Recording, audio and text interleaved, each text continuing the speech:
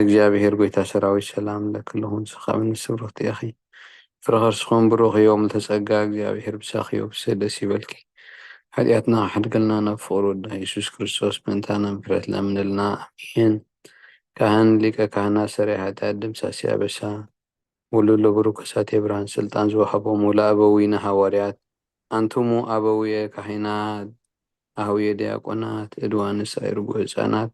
ኮኑ ፍትሐነ ወንጽሐነ ረሴን ርሲክም ልለዋን ለመንግሥተ ሰማያት እግዚኦ መሐረና ክርስቶስ ጊዜ እግዚኦ መሐረና ክርስቶስ እግዚኦ መሐረና ክርስቶስ እግዚኦ መሐረና ክርስቶስ እግዚኦ መሐረና ክርስቶስ እግዚኦ መሐረና ክርስቶስ እግዚኦ መሐረና ክርስቶስ እግዚኦ መሐረና ክርስቶስ እግዚኦ መሐረና ክርስቶስ ብዝሓለፈ ይመሐረና ብዝመጽእ ሓልወና ከምኡ በእንተ እግዝእትነ ማርያም መሐረና ክርስቶስ ንበል 12 ጊዜ በእንተ እግዝእትነ ማርያም መሐረና ክርስቶስ በእንተ እግዝእትነ ማርያም መሐረና ክርስቶስ በእንተ እግዝእትነ ማርያም መሐረና ክርስቶስ በእንተ እግዝእትነ ማርያም መሐረና ክርስቶስ በእንተ እግዝእትነ ማርያም መሐረና ክርስቶስ በእንተ እግዝእትነ ማርያም መሐረና ክርስቶስ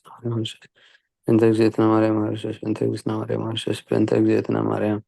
መሐረና ክርስቶስ ናይ ደቃስ ጸሎት እዛ ሰዓት እዚኣ ምንባር ስጋ ጎይታና ኢየሱስ ክርስቶስ ኣብ መቓብር መፈጸምታ ሰዓት መዓልትን እያ። ከምኡ እውን ደቃስ ኣምሳል ሞት ስለ ዝኾነ ከም መወዳእታ ግዜ ዕድመ ሰብ ትቁፀር። ብስም ኣብን ወልድን መንፈስ ቅዱስን ሓደ ኣምላኽ ኣሚን። ጸሎት ምስጋና ገባሪ ሰናያት መሓር ኣምላኽ ኣቦን ጎይታናን ኣምላኽና መድሓናን ኢየሱስ ክርስቶስ ሰቲሩናን ረዲኡናን ዓቂብናን ተቐቢልናን ራህሪሁልናን ደጊፍናን ክሳብ ሰዓት እዚኣ ኣብፂሕና እሞ ነመስግኖ ኣለና። ሕጂ እውን ንዑ በዛ ቅድስ ዕለት እዚኣ ብኩሉ ዘመን ሂወትና ፍጹም ሰላም ክዕቅበና ንኩሉ ዝመልኽ እግዚአብሔር ኣምላኽና ንለምኖ። ኦ ጎይታና እግዚአብሔር ኩሉ ትኽእል ኣቦኡን ጎይታናን ኣምላኽና መድሓኒናን ኢየሱስ ክርስቶስ ልዕሊ ኩሉ ኩነታትን ምእንቲ ኩሉ ኩነታትን ኣብ ውሽጢ ኩሉ ኩነታትን ነመስግነካ ኣሎና። ስለ ዝሰተርካናን ዝረዳእኻናን ዘዕቆብካናን ናባኻ እውን ስለ ዝተቐበልካናን ስለ ዝራህራህካልናን ዝደገፍካልናን ክሳብ ሰዓት እዚኣ እውን ስለ ዘብፅሕኻና ነመስግነካ ኣሎና። ኦ መፍቀሪ ሰብ ነዛ ቅድስቲ ዕለት እዚኣ ብኩሉ ዘመን ሂወትናን ንዓኻ ብምፍራህ ፍጹም ሰላም ክንፍጽሞ ካብ ሰናያትካ ንሓትትን ንልምንን ኣሎና። ኩሉ ቅንኣትን ፈተናን ኩሉ ግብሪ ሰይጣንን ምኽርኹፍኣት ሰባትን ሕቡእን ጉህድን ዝኾነ ምልዓል ጸላእን ኦ ጎይታ ካባይ ኣርሕቕ። ካብ ኩሉ ህዝብኻ እውን ኣርሕቕ። ካብዚ ቅዱስ ቦታኻ እውን ኣርሕቕ። ኩሉ ሰናያትን ዘድሊ ነገር ንዓድለና ምክንያቱ ንስኻ ኢኻ ተመንን ዕንቅርቢትን ኩሉ ሓይሊ ጸላእን ክንረግስ ስልጣን ዝሃብካና ካብ ኩሉ ክፉእ ኣድሕነና ባልሃና እምበራ ፈተና ይትትወና ብሓደ ወድኻ ጎይታና መድሓኒናን ኢየሱስ ክርስቶስ ምእንቲ ፍቅሪ ሰብ ኢሉ ዝገበሮ ጸጋን ምሕረትን ምሳኻ ማዕረም ዝኾነ ወሃቢ ሂወት መንፈስ ቅዱስን ክብርን ግርማን ውዳሴን ኣምልኾን ብሕብረት ምስኡናትካ እዩ ሎምን ኩሉ ሰዓን ዘለኣለም ዓለም ኣሚን። መዝሙር 51 ወኣምላኽ ከም ዓብ ምሕረትካ ምሕረኒ ከም ርህራሄኻ ኣበሳይ ደምስስ ካብ ኣበሳይ ፀቢካ ሓፀበኒ ካብ ሓጢኣተይ አንጽሐኒ ኣነ ኣበሳይ ፈልጦ እየ ሓጢኣተይ ኩሉ ግዜ ብቅድሚ እዩ ንስኻ ንበይንኻ ጥራሕ ንዓኻ ንበይንኻ ጥራሕ በደልኩ ብቅድሚኻ እውን ከይገበርኩ በቓልካ ቕኑዕ ክትከውን እንተፈረድካ እውን ክትመለኽ እንሆ ብእከይ ተጸነስኩ ነይካ ብሓጢኣት ወለደትኒ ንስኻ ከዓ ንዝጋረድካዮን ንስውርን ጥበብ ስለ ዝገለጽካለይ ንሓቂ ፈትኻ ብስምዒ ዛትን ኣጽገኒ ነጽህ ተሓጽበኒ ኸበረድ ጽዕዱ ባህታን ሓጐስን ተስማዓኒ ሞትን ድርቁማት ዓጽምተይ ሕጐሳ ንገጽካ ካብ ሓጢኣተይ ከውሎ ንብዘሎ ኣበሳይ እውን ደምስሶ ኣምላኽ ጽሩይ ልቢ ፍጠረለይ ቁኑዕ መንፈሳዊ ውሽጢ ይሓድስ ኣብ ቅድሚ ገጽካ ኣይትደርብየኒ ቅዱስ መንፈስካ ሃበኒ ብዝመርሓኒ መንፈስ ደግፈኒ ሽዑ መንገድኻ ንመድለኛታት ክምሮም እየ እቶም ተጠራጠርቲ ናባኻ ክምለሱ እዮም ኦ ኣምላኽ ኣምላኽ ምድሓነይ ካብ ዕዳ ድማ እናግፈኒ ልሳነይ እውን ብጽድቅኻ ክትሕጐስ እያ ኦ ጐይታየ ኣፈይ ምስጋናኻ ክነግር ስኸናፍረይ ክፈት መስዋዕቲ ባህ የብለካን እዩ ንመስዋዕቲ ምሕራር እውን ኣይትብህጎን ኢኻ ትብህጎ እንተትኸውን ግና መቕረብ ኩልካ ነይረ መስዋዕቲ እግዚአብሔር ትሑት መንፈስ እዩ ኣምላኽ ንትሑትን ለዋህን ልቢ ኣይንዕቆን እዩ ኦ ኣምላኽ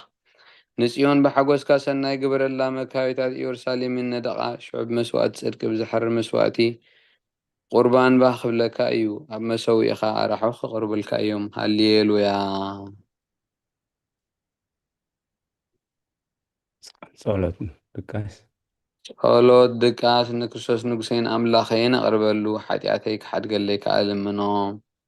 መዝሙር 130 ኦ ኣምላኽ ካብ ማዕሙቕ ናባኻ ኣወኹ ጐይታየ ድምፀይ ስማዕ ኣእዛንካ ናብ ድምፂ ምህላይ የቕልባ ኦ ኣምላኽ ኣበሳ እንተተቖጻጸርካስ ጐይታየ መን ደው ክብል እዩ ግና ከምእንቲ ክፈርሁኻ የቕሬታኻ ምሳኻ ኣሎ ንእግዚኣብሔር እጽበ ነፍሰይ ትጽበላ ብቓል እውን ተስፋ ገብር ኣለኹ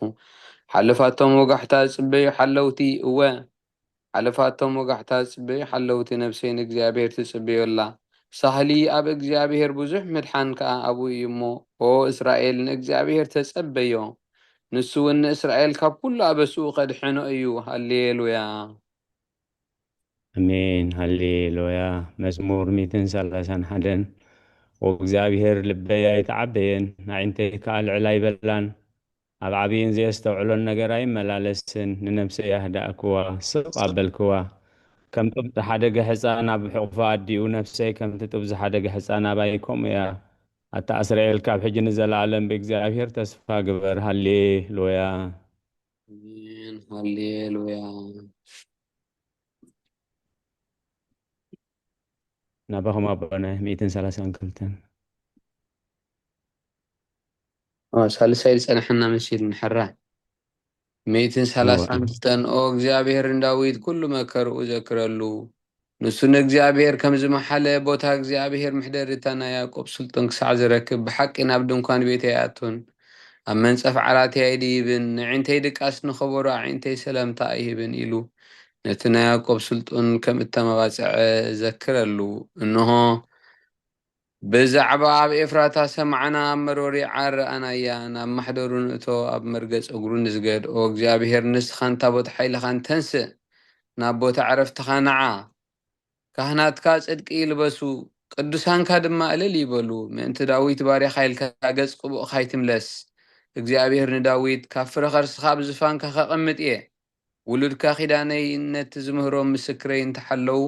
ውሉዶም ድማ ኣብ ዝፋንካ ንሓዋሩ ክቕመጥ እዮም ኢሉ ብሓቂ ይመሓለሉ ካብኡ ኣይክርሕቕን እዩ እግዚኣብሔር ንጽዮን ሓሪይዋ እዩ እሞ ምሕደሪኡ ክትከውን ባሃጋ እዚኣ ንሓዋሩ መዕረፊተ እያ ብህገያ እሞ ኣብዚኣ ኽነብር እየ ንሲሰያ ኣጸቢቐ ኽባርኾ ንደኻታታ አንጌራ ኸጽግቦም እየ ንኻህናታ ምድሓን ከልብሶም እየ ቅዱሳና ብሓጎስ እልል ክብሉ እዮም ኣብኣ ቐርኒ ዳዊት ከብቁል እየ ንቕብኦይ መብራህቲ ኣዳለኹ ንጸላእቱ ነውሪ ኸልብሶም እየ ኣብ ልዕሊኡ ግና ዘውዲ ከንጸባርቕ እዩ ሃሌሉያ ኣሜን ሃሌሉያ መዝሙር 133 እንሆ ኣሕዋት ብሓደ ሓቢሮም ክነብሩስ ክንደይ ሰናይን ክንደይ ጥዑምን እዩ ከምቲ ክቡር ዘይቲ ኣብ ርእሲ ኣብ ጭሕሚ ኣሮን ናብቲ ዘፈር ልብሲ ዝወርድ እዩ እግዚኣብሔር ኣብ በረኸትን ህይወትን ንዘለዓለም ኣዝዩ እሞ ከምቲ ናብ ኣኽራን ጽዮን ዝወርድ ጠሊ ህርሞን እዩ ሃሌሉያ ረዘነት ሓብተይ 134 መዝሙር ዳዊት 134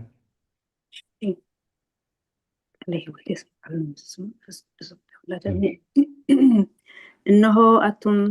ብለይቲ ኣብ ቤት እግዚኣብሔር ትቖምኩም ባሮት እግዚኣብሔር ንእግዚኣብሔር ባርኽዎ ኣእዳውኩም ናብ መቕደሱ ኣልዕሉ ንእግዚኣብሔር ካብ ባርኽዎ ሰማይን ምድርን ዝገበረ እግዚኣብሔር ካብ ጽዮን ይባረኽ ኣሜን ሃሌሉያ ኣሜን ሃሌሉያ ናባይድያ ናባኹም ኣቦና መዝሙር 137 ኣብ ተቓረባታት ባቢሎን ተቐመጥና ንጽዮን ምስ ረኸብና በኼና ምስ ዘከርና በኼና መሰንቆታትና ኣብቲ ኣብኣ ዘሎ ዕቦላት ሰቐልና እቶም ዝመረኹና ናይ መዝሙር ቃላት ካባና ደለዩ እቶም ሰቐይትና ሓደ መዝሙር ጽዮን ዘሙሩልናና በሉ ክንሐጐስ ለሞኑና ከመይ ጌርና እሞ መዝሙር እግዚኣብሔር ኣብ ምድሪ ጓና ክንዝምር ኢየሩሳሌም ተረሲዐኪ የማነይቲ ኢደይ ትረስዓኒ እንተዘይዘኪረኪ ንኢየሩሳሌም ሓለፋ ኩሉ ሓጐሰይ እንተዘይጌረያስ ምልሓሰይ ኣብተን ሓገይ ትጣበቕ ኦ እግዚኣብሔር ነቶም ኣፍርሱ ክሳብ መሰረታ ኣፍርስዋ ዝብሉ ደቂ ኤዶም ብመዓልቲ ኢየሩሳሌም ዘክሮም ኣትኽትዓንው ዘለኪ ጓል ባቢሎን ሕነቲ ዝገበርክና ዝፈድየኪ ምስጉን እዩ ንሕፃናት ክሒዙ ኣብ ከውሒ ዝጭፍልቖም ምስጉን እዩ ሃሌሉያ ኣሜን ሃሌሉያ መዝሙር 138 ብምሉእ ልበይ የመስግነካ ኣብ ቅድሚ ኣማልኽቲ ምስጋናኻ ዝምር ንቓልካ ሓለፋ ኩሉ ስምካ ዕቢኻዮ ኢኻ እሞ ናብ ቅዱስ መቕደስካ ኣቢለ ክሰግድ نسمكاون سلسهل خان حق خان إلى خمس قنئة بتاتسوع خلا معلتي ملس كاللي أتبع خاني ننفسي أبرتع خيا ويتاي كلهم نقستات مدري قالات أفكا سميعون كمسقنو خايم كبر إجزابير عبي إمو بزعبا مقدتات إجزابير كزمر يوم إجزابير العلي إمو نتحتي رئيو نعبي ونكابر حق يلا اليوم بما أخل مكراب كان تخدكو نسخة هيا وتقبرني إركاب كرات صلاتي تزرقه يماني إركاون تدحنني إجزابير كفصم اللي ويتاي سقا خان زل عالم ينبر نتقبار إداوكا أي تحدقو هالي لويا مزمور 140 حدن رزنت حبتي መዝሙር 141 ጎይታዬ ናባኻ እውለኹ ቀልጢፍካ ምፀኒ ክፅዋዓካ ከለኹ ንድምፀይ ፅንበሎ ጸሎተይ ኣብ ቅድሜኻ ከም ዕጣን ምልዓል ኢደይ ከዓ ከም መስዋእቲ ምሸት ይኹን ጎይታዬ ናፈይ ቀፊር ግበረሉ ደገኸ ናፍረይ ሓሉ ምስ ገበርቲ እከይ ረሲእነት ከይገብርሲ ንልበይ ናብ ክፍኣት ኣይትዘንብሎ ኣነ እውን ካብቲ ጥዑም ብልዖም ኣይብላዕ ጻድቕ ይውቃዓኒ ለውሃት እዩ ይዘልፈኒ زيت رأسي إيو رأسي أي بيو ጸሎተይ ገና እከዮም እዩ ፈረቶም ብገደል ምስ ጸደፉ ቃላተይ ጥዑም ምዃኑ ክሰምዑ እዮም ከምቲ ሰብ ንምድሪ ዝትልሞን ዝሓርሶን ቦና ይልዕል ኣበሉለይ እግዚአብሔር ይደግል ተቀንየ ዝሓርሶን ኣዕጽምትና ከምቲ ኣብ ኣፍ ሲኦል ተበተነ ወእግዚአብሔር ጎይታዬ ኣዒንተይ ናባኻ እየን ኣባኻ ወከል ኣለኹ ነፍሰይ ኣይትኽዓዋ ካብቲ ዘፃወዱለይ መፃወድያ ካብ መፈንጠራ ገበርቲ እከይ ሓልወኒ ኣነ ክሓልፍ ከለኹስ ረሲ ኣብ መፃወዲኦም ይውደቑ ኣሜን ሃሌሉያ ኣሜን አሜን ሃሌ ኣዴና ኤልሳቤጥ መዝሙር ዳዊት 142 سمع دلهو وسمع له أدينا بعوتا ناب እግዚአብሔር أقوي بدمصي ناب እግዚአብሔር مهلال ኣለሁ وهي ኣብ ቅድሚኡ እኽዑ ሽግረይ ኣብ ቅድሚኡ እነግር መንፈሰይ ኣብ ውሽጠይ ምስ መህመመነ መገደይ ፈለጥካ ኣብታ ዝሓልፋ መገዲ መፈንጠራ ሓብኡለይ ኣብ የማን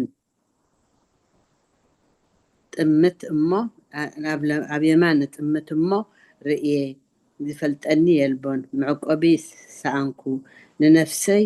ግዲ ዝገብረላ የልቦን ወእግዚአብሔር ናባኻ ኣእውየኹ ንስኻ መዕቆብየይ ኣብ ምድሪ ህያዋን ግደይ ኢኻ ኣብ ብዙሕ መከራ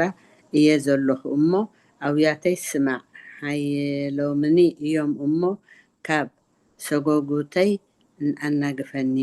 ንስምካ ኸማሱስ ንነፍሰይ ካብ ማእሰርቲ ኣውፃእያ ሰናይ ክትገብረለይ ኢኻ እሞ ጻድቃን ክኸቡኒ እዮም ሃሌሉያ ተቐድኒለይ አሜን ሃሌሉያ ሃሌሉያ أبونا بكش يوحنس مزمور 146 هاليلويا نفسين እግዚአብሔር አመስግኒ بهوتي كلخن እግዚአብሔር ከመስግኖ ክሳዕ ዘለኹን ኣምላኸይ ቅዱስ እየ ብመሳፍንቲ በትኽረድ ዘይከኣለ ወዲ ሰብ ኣይትወከሉ ትንፋሱ ይወፅእ ናብ መሬት ይምለስ በታ መዓልቲ ኣሃቐኑ ይጠፍእ ኣምላኽ ያዕቆብ ዝረድኤቱ ተስፉ ኣብ እግዚአብሔር ኣምላኽ ዝገበረ ሰብ ብፁዕ እዩ ንሰማይን ምድርን ባሕርን ኣብኡ ዘሎ ኩሉ ዝገበረ ንሓቂ ክሳዕ ዘለዓለም ዝሕሉ ንጡቓዓት ፍትሒ ዘውፅኣሎም ንጡምያትን ጌራ ዝህቦም ንሱ እዩ እግዚአብሔር ንእሱራት ይፈትሖም እግዚአብሔር ንዕንቲ ዕውራት የኸፍተን እግዚአብሔር ንዝደነኑ የቕንዖም እግዚአብሔር ንጻድቃን የፍቅሮም እግዚአብሔር ንስደተኛታት ይዕቅቦም እግዚአብሔር ንዘኽታማትን መበለትን ይኣልዮም ንመንገድ ረሲኣን ግና ይጠዋውያ እግዚአብሔር ንዘለዓለም ይነግስ ኦ ጽዮን ኣምላኽኪን ውሉድ ወለዶ ይነግስ ሃሌሉያ ሃሌሉያ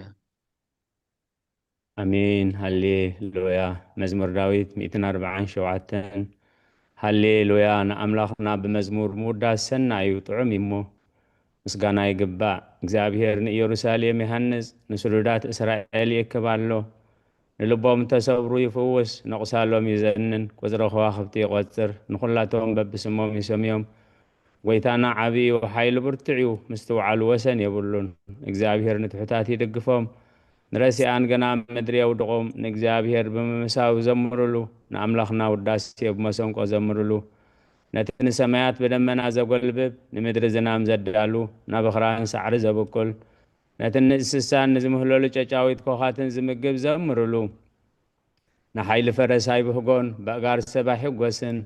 እግዚአብሔር በቶም ዝፈርህዎ ንጸግኡ እውን ዝጽበዩ ይሕጐስ። መሃርሃር መዓጽኺ ኣጽኒዑ ንደቅኺ ኣብ ማእኸል ባሪኽዎም እዩ እሞ። ወ ኢየሩሳሌም ንእግዚአብሔር ኣመስግኒ፣ ወጽዮን ንኣምላኽ ክወድሲ። ኣብ ወሰናት ክሰላም ይገብር፣ ብስብሒ ስርና የጽግበኪ። ትእዛዙ ናብ ምድሪ ይሰድድ፣ ቃሉ ቐልጢፉ ይጐይ።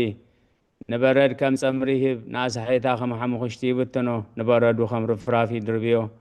ኣብ ቅድሚ ቁሪ ኸመን ይቐውም፣ ቃሉ ይሰድድ እሞ የምክኾ። ንፋሱ የንፍስ እሞ መያት ይውሕዙ። ቃሉ ንያዕቆብ ስርዓታቱን ፍርድታቱን ንእስራኤል ነገረ ንኻልኦት ኣሕዛብ ከም ዝኸቶ ይገበረሉም። ፍርድታቱ ከዓ ኣይፈለጡን። ሃሌሉያ። መዝሙር ዳዊት 148 ረዘነት ሃብተይ። ሃሌሉያ። እግዚአብሔር ካብ ሰማያት ኣመስግኑ፣ ኣብ ኣርያም ኣመስግኑ፣ ኩልኹም መላእኽቱ ኣመስግኑ፣ ብዘለኹም ሰራዊቱ ኣመስግኑ። ኣትን ፀሓይን ወርሕን ኣመስግንኦ፣ ኣቱም ብሩሃት ከዋኽብቲ ኣመስግንዎ። ኣቱም ናይ ሰማየ ሰማያትን ኣብ ልዕሊ ሰማያት ዘለኹም ማያትን ኣመስግንዎ። ንሱ ኣዚዙ ተፈጢሮም እዮም እሞ ንስም እግዚአብሔር የመስግንዎ። ንዘለኣለም ዓለም ኣቆሞም፣ ዘይሓልፍ ሕጊ ከዓ ሃቦም። እግዚአብሔር ካብ ምድሪ ኣመስግንዎ፣ ኣቱም ገበላት ባሕርን መዓሙቕን፣ ኩልኻትኩም ኣቱም ሓውን በረድን ኣሳሒታን፣ ግመን ቃልኡ እተስልጥ ህቦቡላን፣ ኣቱም ኣኽራንን ኮራቢትን፣ ኩልኹም ፈረቲ ኣእዋም ጽሕድታትን፣ ኩልኹም ኣራዊትን፣ ኩልኹም እንስሳን ለመም እትብሉ ኣዕዋፍን ነገስታትን ምድርን፣ ኩልኻትኩም ኣሕዛብን መሳፍንትን፣ ኩልኻትኩም ፈረድቲ ምድሪ ኣጉባዝን ጎራዝትን፣ ዓበይቲ ምስ ንኣሽቱ ስሙ በይኑ ልዑል እዩ። ጉርሙኡ ኣብ ልዕሊ ሰማይን ምድርን እዩ እሞ ንስም እግዚአብሔር ኣመስግንዎ። ንህዝቡ እውን ቀርኒ ኣልዓለ። ስለዚ ኩሎም ቅዱሳኑ ደቂ እስራኤል እቲ ዝቐርቦ ህዝቢ የመስግኖ ኣሎ። አሜን። ሃሌሉያ ሃሌሉያ አሜን ሃሌሉያ አሜን ሃሌሉያ። ቅዱስ ቅዱስ ቅዱስ እግዚአብሔር ጸባኦት ፍጹም ሙሉእ ሰማያታዊ ምድረ ቅድሳተ ስብሐቲከ። ወንጌል ሉቃስ ምዕራፍ 2:25 ክሳብ 32። እነሆ ድማ ኣብ ኢየሩሳሌም ስምዖን ዝበሃል ሰብኣይ ነበረ። እዚ ሰብኣይ እዚ ጻድቕ ንኣምላኽ ዝፈርህ ምጽንናዕ እስራኤል ዝጽበ ነበረ። መንፈስ ቅዱስ ድማ ነበሮ። ነቲ መሲሕ እግዚአብሔር ከይረኣዮ ሞት ከም ዘይርኢ ድማ ብመንፈስ ቅዱስ ተገሊጸሉ ነበረ። ብመንፈስ ከዓ ናብ ቤት መቕደስ መጸ። ወለዱ ነቲ ኢየሱስ ህፃን ከም ስርዓት ሕጊ ክገብርሉ ምስ ኣተዉ፣ ስምዖን ድማ ኣብ ኢዱ ሓቆፎ ንኣምላኽ እውን ከምዚ እናበለ ባረኾ። ኦ ጎይታይ፣ ነቲ ንኣህዛብ ምግላፅ ብርሃን ህዝብኻ እስራኤል ክብረት ክኸውን ኣብ ቅድሚ ኩሉ ህዝቢ ዘዳለኻዮ ምድሓንካ ኣዒንተይ ካብ ረኣያስ ሕጂ ከምቲ ዘረባኻ ንባርያኻ ብሰላም ተፋነዎ ኢኻ በለ። ምስጋና ንእግዚአብሔር ኣምላኽ ኣሜን። ኦ ክርስቶስ ኣምላኽና ምስ ሄር ኣቦኻን መንፈስ ቅዱስን ሎምን ኩሉ ሰዓን ንሰግደልካ ኣሎና ኣሜን አሜን አሜን። ቃለ ሕይወት የስማዓልና። ኣዴና ኤልሳቤጥ ክፍልታት ጸሎት ስማዕ ደለኹ هو ስማዕ ኣሎ። ጽቡቕ ኣሎ ኣዴና። እነሆ ኣብ ቅድሚ እቲ ቁኑዕ ፈራዲ ክቐውም ተዳልየ ኣለኹ። እቲ ኣብ ምግጋይ ዝሓለፈ ዕድመይ ንኹነኔን ንፍርድን ብቑዕ ስለ ዝኾነ ብብዝሒ ሓጢኣተይ ርዕድን እንቅጥቀጥን ኣለኹ። ግን ከነፍሰየ ጌና ኣብ መሬት ተነብሪ ካብ ኣለኽሲ ተነስሒ። ምክንያቱ መሬት ኣብ መቓብር ኣይወድሶን እዩ፣ ኣብ ሞት ከዓ ዝዝክሮ የልቦን፣ ኣብ ገሃነም እውን ዘመስግኖ የልቦን። እሞ ካብ ድቃስ ትህኪት ተንስእኪ ናብ መድሐንኪ ብንስሓ ኦ ኣምላኸ መሓረንን ኣድሕነንን እናበልኪ ተማፀኒ። ስብሃት ለኣብ ወወልድ መንፈስ ቅዱስ ኣሐዱ ኣምላኽ ኣሜን። ኣሚን ሃብትና ረዘነት መዋዕል ሰብ ዘይውዳእ መዋዕል ሰብ ዘይውዳእ እዚ ዓለም እዚ ከዓ ንዘለኣለም ዝነብር እንተዝኸውን ሲ ነፍሰይ ንፁር ዝኾነ ምክንያት መሃለወኪ ነይሩ ግን ከ እቲ ፅዩፍ ዝኾነ ተግባርክን እቲ ሕማቕ እከይን ኣብ ቅድሚ እቲ ሓቀኛ ምስቕላዕ ኣብ ዓራት ሓጢኣት ተሰጢሕኪ ኣብቲ ሸለልተኛን ከዳዕን ስጋኺ ከለኺ እንታይ እዩ ትትህብዮ መልሲ ኦ ክርስቶስ ኣምላኸይ በቲ ኣዝዩ ዘፍርሕ ፍርድኻ እስንብድ ነቲ ዘለኣለማዊ ፍርድኻ እንብርከኽ በቲ መለኮታዊ መፀብረቃዊ ብርሃንካ እንቀጥቅጥ ኣለኹ ኣነ ሕሱም ድኑስ ኣብ ዓራተይ ደቂሰ ዘለኹ ኣብ ሂወተይ እውን ዘይግዱስ ዝኾንኩ ናይቲ ተቐባል ቀረፅ ኣብነት ምውሳድ ኣብ ልበይ እናወቃዕኩ ኦ ኣምላኸይ ኣነ ገበነኛ እየ እሞ ይቕረበለለይ እብል ኣለኹ ይዘኒ ወዘልፈኒ ወለዓለም ዓለም ኣሜን ቃል ህይወት የስማዓልና ኣቦና በቀሽ ቦና ቀሽ ዮሃንስ ኦ ንጽሕቲ ድንግል ኦ ንጽሕቲ ድንግል ናብ ባርያኺ እቲ ቁልጡፍ ጽላ ረድኤትኪ ዘርግሒ ነቲ ኣብ ሕልናይ ከም ማዕበል ዝጋማጠል ክፉእ ሓሳብ ካባያ ርሕቕዮ ነታ ሕመምቲ ነፍሰይ ብኸንቱነት ኣዝዩ ሃለዋታ ጠፊእዋ ኣሎ እሞ ናብ ጸሎትን ምንቕቓሕን ኣበግስ እያ ምኽንያቱ ንስኺ ከኣሊትን ምሕረት እትልምንን ኣላይት ኣደ ኢኺ ኣደ ምንጪ ህይወት ንጉሰይን ኣምላኸይን ጎይታ ኢየሱስ ክርስቶስ ተስፋ ኢኺ ኣሜን ቃል ህይወት ኣዴና ኤልሳቤጥ ኦ ጎይታ በዛ ለይቲ እዚኣ ንዓሞ ኦ ጎይታ በዛ ለይቲ እዚኣ ንዓ እሞ ብዘይ ሓጢኣት ክንሓድር ሓልወና ኦ ኣምላኽ ኣቦታትና ንስኻ ብሩኽ ኢኻ ኣምላኽ ኣቦታትና ንስኻ ብሩኽ ኢኻ በረኸትካ ኣዝዩ ብዙሕ እዩ ቅዱስ ስምካ እውን ንዘለዓለም ክብሪ ዝመልኦ እዩ ኣሜን ኦ ጎይታ ከምቲ ኣባኻ ተወኪልናዮ ዘሎና ምሕረትካ ከምኡ ትኹነልና ንዒንቲ ኩሉ ንዓኻ ይፅበያ ኣለዋ ንስኻ ከዓ ኣብ እዋኑ ምግቢ ትህቦም ኦ ኣምላኽና መድሓኒናን ኦ ተስፋ ኩላ ወሰናት ድዩ ሓቀይ ኩላ ወሰናት ምድሪ ስምዓና ኦ ጎይታ ንስኻ ኢኻ ኣብዚ ዓሌት እዚ ንዘለዓለም ተድሕነናን ተዕቁበናን ኣሜን ኦ ጎይታ ብሩኽ ኢኻ እሞ ፍርድኻ መሃረኒ ኦ ጎይታ ብሩኽ ኢኻ እሞ ሓቅነትካ ኣረዳእኒ ኦ ጎይታ ብሩኽ ኢኻ እሞ ክብርኻ ኣብርሃለይ ኦ ጎይታ ምሕረትካ ንዘለዓለም ይነብር ኦ ጎይታ ንዓይ ንተግባር ኢድካ ካብ ወለዶ ናብ ወለዶ መዕቆብየይ ስለ ዝኾነ ኣይትንፀገኒ ኦ ጎይታይ ንዓኻ በዲለ እየ እሞ መሓረንን ንነፍሰይ ኣድሕናን እናበልኩ እፅላ ኣለኹ ኦ ጎይታይ ካብ ኣባኻ ተወኪለ ኣለኹ እሞ ኣድሕነኒ ፍቓድካ ክገብር ከዓ መሃረኒ ንስኻ ኣምላኸይ ፈልፋሊ ህይወት ኢኻ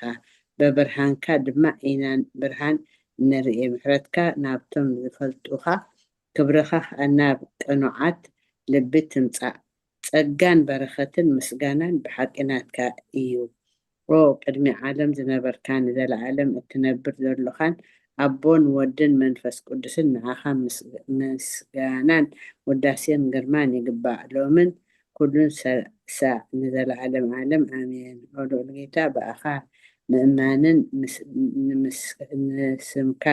ምዝማርን ሰናይ እዩ እሞ ምሕረትካ ካብ ፀፅባሕ ሓቅነትካ ድማ ለይቲ ለይቲ ኣዘንቱ ኣሜን ሜን ቃል ህይወት የስምዓልና ኣሜን ኣንበይ ቀሽ ዮሃንስ ውዳሴ ስሉስ ቅዱስ ውዳሴ ስሉስ ቅዱስ ቅዱስ እግዚአብሔር ቅዱስ ሓያል ቅዱስ ህያው ዘይመውት ካብ ቅድስት ድንግል ማርያም ዝተወልደ መሓረና ቅዱስ እግዚአብሔር ቅዱስ ሓያል ቅዱስ ህያው ዘይመውት ኣብ ዮርዳኖስ ተጠምቀ ኣብ ልዕሊ ዕፀ መስቀል ምእንታና ዝተሰቕለ መሓረና ቅዱስ እግዚአብሔር ቅዱስ ሓያል ቅዱስ ህያው ዘይመውት ኣብ ሳልሳይ መዓልቲ ካብ ምውታት ዝተንስአ ብምስጋና ናብ ሰማይ ዝዓረገ ኣብ የማን ኣቦኡ ዝተቐመጠ ኣብ ህያዋንን ምውታንን ክፈርድ ከም ብሓድሽ ክመጽእ እዩ ኦ ጎይታ መሓረና مسغانا نابون ودن منفس قدسن لمن كل ساعة نزل عالم آمين وسلس قدوس محرنا وسلس قدوس محرنا وسلس قدوس محرنا وقويتا حتياتنا حدا قلنا بدلنا يتسبسبلنا أبسانا يقرب لنا وقويتا نعمو ما تزبخا بصحيهم انت قدوس سمكايل كافة وسهم وقويتا نزموتو أبوتاتنان أديتاتنان أحواتنان حتنان كا نفسو ما عرف او ካብ ሓጢኣት ንጹህ ዝኾንካ ጎይታ መሓረና او ካብ ሓጢኣት ንጹህ ዝኾንካ ጎይታ ርድኣና ልማኖና ተቐበለልና ክብርን ምስጋናን ብፍጹም መዓር ቅድስና ንዓኻ ይግባእ ኣሜን ኦ ጎይታ መሓረና ኦ ጎይታ መሓረና ኦ ጎይታ ባርኸና ኣሜን ኦ ጎይታ ብቕዓት ግበረና ብምስጋና ከምዚ ኢልና ክንጸሊ ኣብ ሰማያት ትነብር ኣቦና ስምካ ይቀደስ ምንስማት ምጽኻ فقالك هم تعب سمايات كم لما هم دريهم نعلت نجيرانا لما هبن نانزل بدلنا بدلهم كم دخلتنا لهم بدلنا نعم سمايات تقلنا كاب كل غفال إحنا نعمل فتناي تتونا من قستن حيلن كبر نزل على ما تقيم أمين نايم مسقانا نقدس دنقل ماريا حبتنا أللتا ምስጋና ንቅድስት ድንግል ማርያም ኦ ቅድስት ምልዕተ ጸጋ ኩሉ ግዜ ድንግል ዝኾንኪ ወላዲተ ኣምላክ ኣደ ክርስቶስ ሰላም ንብለኪ ምእንቲ ሓጢኣትና ክሓድገልና ናብ ፍቑር ወድኺ ጸሎትና ኣርግልና ንሓቀኛ ብርሃን ኢየሱስ ክርስቶስ ኣምላኽና ዝወለድክልና ቅድስት ድንግል ሰላም ንብለኪ ንሓጢኣት ነፍስና ሓዲጉ ክምሕረና ናብ ጎይታ ለምንልና ኦ ቅድስት ድንግል ማርያም ወላዲተ ኣምላክ ንዘርኢ ሰብ ምንቲ ኣማላዲት ናብ ወድኺ ኢየሱስ ክርስቶስ ብሕድገት ሓጢኣት ክጽግወና ለምንልና ኦ ናይ ሓቂ ንግስት ድንግል ሰላም ንብለኪ ኦ ናማኑኤል ኣምላኽና ዝወለድክልና ኩርዓት ዘርእና ሰላምታ ነቕርበልኪ ኦ ድንግል ብጎይታና ኢየሱስ ክርስቶስ ተኣመነት ኣማላዲት ሓጢኣትና ምእንቲ ክሓድገልና ተዘከርና أمين من قال هيوت يسمع لنا أدينا إلسابيت مأتو ጸሎተ ሃይማኖት توي ጸሎተ ሃይማኖት ኦ ኣደይ ሓቀኛ ብርሃን ነኽብረኪ ኦ ቅድስት ድንግል ወላዲተ ኣምላኽ መድሕን ዓለም ስለ ዝወለድክልና መጺኡ ከዓ ንነፍስና ስለ ዘድሓንና ነመስግነኪ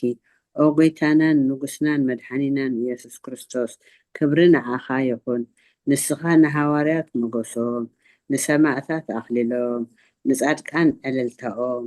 ንቤተ ክርስቲያን ጽንዓት ንሓጥኣን ሕድገት ብሓደ ዝመለኮቱ ስሉስ ቅዱስ ንበስር ንሰግድን ነኸብሮን ኣሎ ኣጎይታና መሓረና ኣጎይታና መሓረና ኣጎይታና ባርኸና ኣሜን أمين أمين قال هيوت يسمع لنا حبتنا رزنت ናይ ሃይማኖት ጸሎት ናይ ሃይማኖት ጸሎት ኩሉ ብዝሓዘ ሰማይን ምድርን ዝርአን ዘይርአን ብዝፈጠረ ብሓደ እግዚኣብሔር ኣብ ንኣምን ብሓደ ጎይታ ብኢየሱስ ክርስቶስ ዓለም ከይተፈጥረ ምስኡ ህሉ ብዝኾነ ወልድ ኣብ ውህድ ውን ንኣምን ካብ ብርሃን ዝተረኽበ ብርሃን ካብ ሓቀኛ ኣምላኽ ዝተረኽበ ኣምላኽ ዝተወልደ እምበር ፍጡር ዘይኮነ ብመለኮቱ ምስ ኣብ ማዕረ ዝኾነ ኩሉ ብኡ ዝተፈጥረ ብዘይክኡ ግና ኣብዚ ምድሪ ዘሎ ይኹን ወይስ ኣብ ሰማይ ዘሎ ምንም ዝተፈጥረ የልቦን ምእንታና ምእንቲ ሰብ ምእንቲ ድሕነትና ካብ ሰማያት ዝወረደ ብመንፈስ ቅዱስ ካብ ቅድስት ድንግል ማርያም ስጋ ለበሰ ሰብ ኮነ ሰብ ኮይኑ ድማ ብዘበን ጴንጤናዊ ጲላጦስ ምእንታና ተሰቕለ ሓመመ መከራ መስቀል ተቐበለ ሞተ ተቐብረ ኣብ ቅዱሳት መጻሕፍቲ ከም ዝተጻሕፈ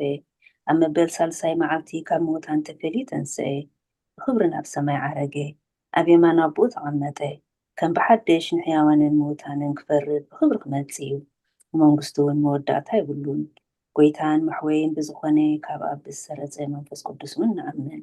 ምስ ኣብን ወልድን ንሰግደሉን ነመስግኖን ብነቢያት ዝተነግረ እዩ ልዕሊ ኩሉ ናይ ሃዋርያት ጉባኤ ብዝኾነት ብሓንቲ ቅድስቲ ቤተ ክርስቲያን ንኣምን ንሕድገት ሓጢኣት ብሓንቲ ጥምቀት እውን ንኣምን ትንሳኤ ሙታን ንዘለኣለም ዝመጽእ ህይወት ተስፋ ንገብር ኣሜን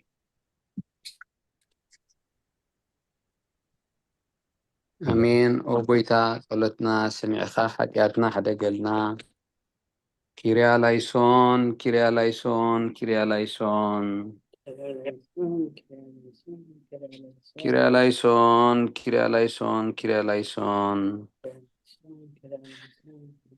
Kyrie eleison, Kyrie eleison, Kyrie eleison. Kyrie eleison, Kyrie eleison, Kyrie eleison. Kyrie eleison, Kyrie eleison, Kyrie eleison. Kyrie eleison, Kyrie eleison, Kyrie eleison. Kyrie eleison, Kyrie eleison, Kyrie eleison. Kyrie eleison, Kyrie Kyrie eleison. eleison, Kyrie eleison, Kyrie eleison. Kyrie eleison, Kyrie eleison, Kyrie eleison.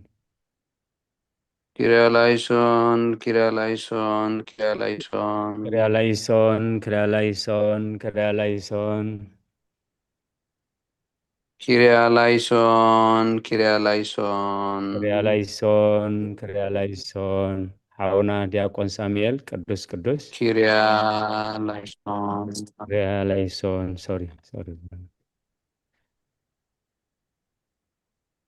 ሓውና ዲያቆን ሳሙኤል ቅዱስ ቅዱስ ቅዱስ ቅዱስ ቅዱስ እግዚአብሔር ቤት ሰራዊት ሰማይን ምድርን ብክብርኻን ንስኻን ሙላትየን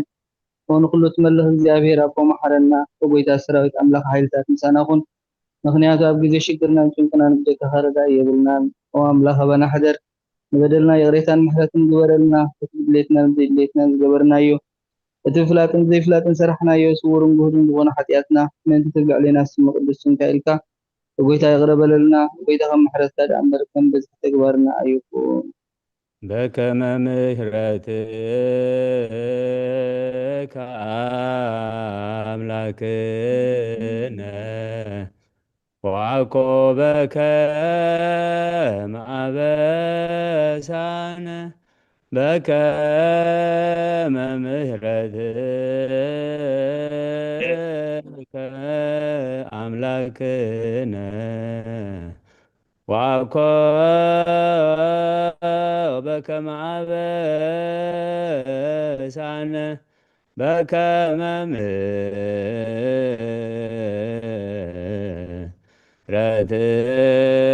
ምሕረትከ አምላክነ ዋኮ በከመ አበሳነ ኦ ጎይታ ብቕዓት ግበረና ብምስጋና ከምዚ ኢልና ክንጸሊ ኣብ ሰማያት ትነብር ኣቦና ስምካ ይቀደስ መንግስትኻ ትምጻእ ፈቃድካ ከምቲ ኣብ ሰማያት ከምኡ ድማ ምድሪ ይኹን ንዕለት እንጀራና ሎም ሃበና ንሕና ንዝበደሉና በደሎም ከም ዝሓደግናሎም በደልና ሕደገልና ካብ ክፉእ ኣድሕነና እምበር ኣብ ፈተና ኣይትእትወና መንግስትን ሓይልን ክብርን ንዘለኣለም ናትካ እሞ ኣሜን ናይ ንስሓ ጸሎት ኦ ጎይታ ኣብዛ መዓልቲ እዚኣ ኣብ ቅድሜኻ ብተግባር ይኹን ብቓል ብሓሳብ ይኹን ብኩሉ ህዋሳትና ዝሓጣናዮ ንስኻ ሩህሩህን መፍቀሪ ሰብን ስለ ዝኾንካ ምእንቲ ቅዱስ ስምካ ኢልካ ተዓርቐናን ሕደገልናን ኦ ኣምላኽ ብሰላም ክንሓድር ሰላማዊት ለይተሃበና ኣብዛ ናይ ድቃስ ግዜና ካብ ኩሉ ጭንቀት ነፃ ግበረና ካብ ኩሉ ክፍኣትን ካብ ኩሉ ፈተና ጸላእን ክሕልወና ከዓ ናይ ሰላም መልኣኽ ከለኣኸልና ብጸጋን ርህራሄን እቲ መፍቀሪ ሰብ ዝኾነ ሓደ ወድኻ ጎይታናን ኣምላኽናን መድሓኒናን ኢየሱስ ክርስቶስ እቲ ብኡን ምስኡን ክብርን ውዳሴን ግርማን ዘለካ ማዕሬኻ ምስ ዝኾነ ወሃቢ ህይወት መንፈስ ቅዱስን ምስጋና ይግባእ ሕጅን ዓለም ዓለምን ኣሜን ወጎይታ መሐረና ምሕረትካ እውን ኣብዝሓልና ኣብ ነፍሲ ወከፍ ሰዓትን ግዜን ኣብ ሰማይን ኣብ ምድርን ብኽብረት ዝስገደልካ ክርስቶስ እሙን ኣምላኽና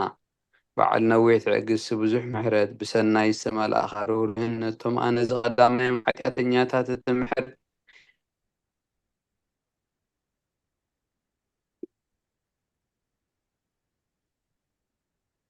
ንሓትእ ብንስሓ ንሓቲ ምእንቲ እቲ ዝጽበዮም ዘሎ ተስፋ ሰማያት ክረኽቡ ንኹሎም ናብ ድሕነት እትዕድም ትኽክል ድል ኣለኹ ቦና ጽቡቕ ኣሎ ኦ ጎይታ ኣብዛ ሰዓት እዚኣን ኣብ ኩሉ ሰዓትን ልመናና ተቐበል ህይወትና ኣቃናዓልና ትእዛዛትካ ክንገብር ምርሐና መንፈስና ቀድስ ስጋናን ሓሳባትናን አንጽህ ትምኒትና ስመር ሕማምና ፈውዝ ሓጢኣትና ሕደገልና ካብ ኩሉ ክፉእን ሓዘን ስቅያትን ልቢ ርድኣና ብህልውናኦም ክንዕቆብ ብቅዱሳት መላእኽትኻ ሓልወና ናብ ውህደት እምነት ከነምርሕ ምእንቲ ናብቲ ዘይምርመርን ዘይውሰንን ፍልጠትካ ክንበፅሕ ዓድለና ንስኻ ንዘለኣለም ብሩኽ ኣምላኽ ኢኻ ኣሜን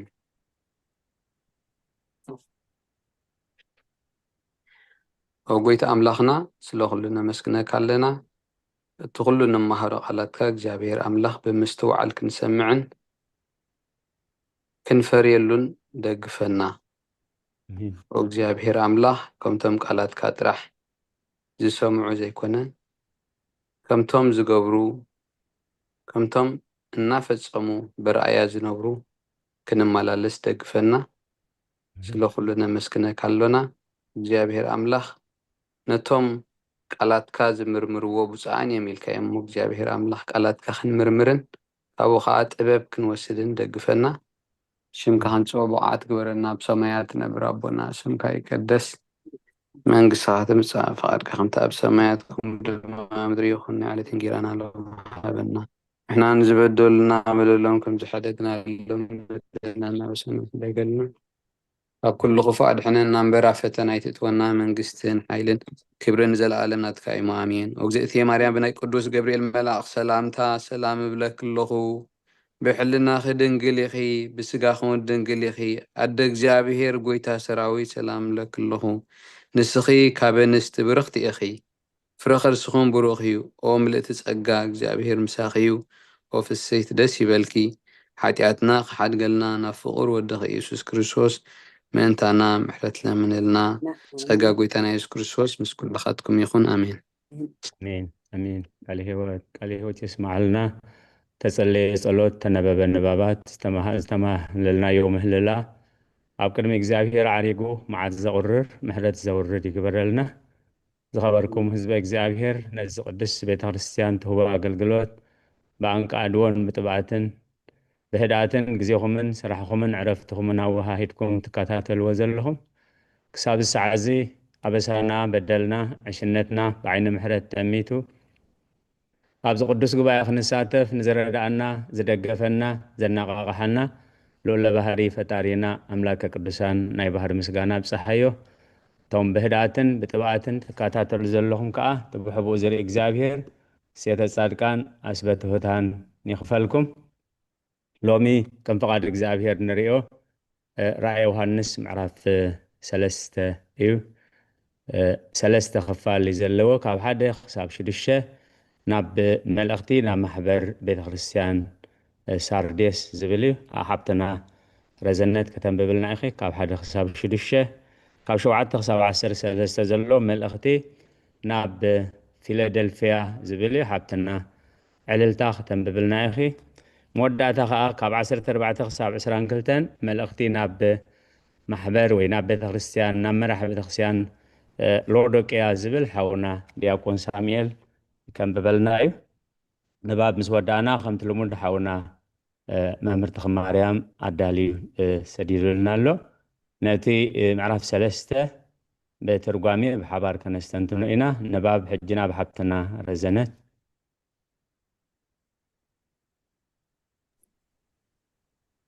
ራእይ ዮሃንስ ምዕራፍ 3 ናብ መልእኽ ማሕበር ሳርዴዎስን ጸሓፍቲ እቲ 7 መናፍስቲ ኣምላኽን 7 ከዋኽብትን ዘለዎም ከምዚ ይብል ኣሎ ኣነ ንግብርኻ እፈልጦ ኣለኹ ሕያው ተባሂልካ ትስምዕ ኣለኻ እና ግናኸ ሙት ኢኻ ንግብርኻ ኣብ ቅድሚ ኣምላኸይ ሙሉእ ኮይኑ ኣይረኸብክዎን እሞ ንቑሕ ኩን ነቶም ከም ክሞቱ ኢሎም ዘለዉ ካልኦት እውን ኣበርትዓዮም ደጊም ከመይ ጌርካ ከም እተቐበልካን ከም ዝሰማዕካን ዘክር ኣለዎ ተነሳሕ እውን እንተዘይ ነቓሕካ ግና ከም ሰራቂ ክመፀካ እየ በየነይቲ ሰዓት ከም ዝመፀካ እውን ኣይትፈልጥን ኢኻ ኣብ ሳርዲዮስ ግና ክዳውንቶም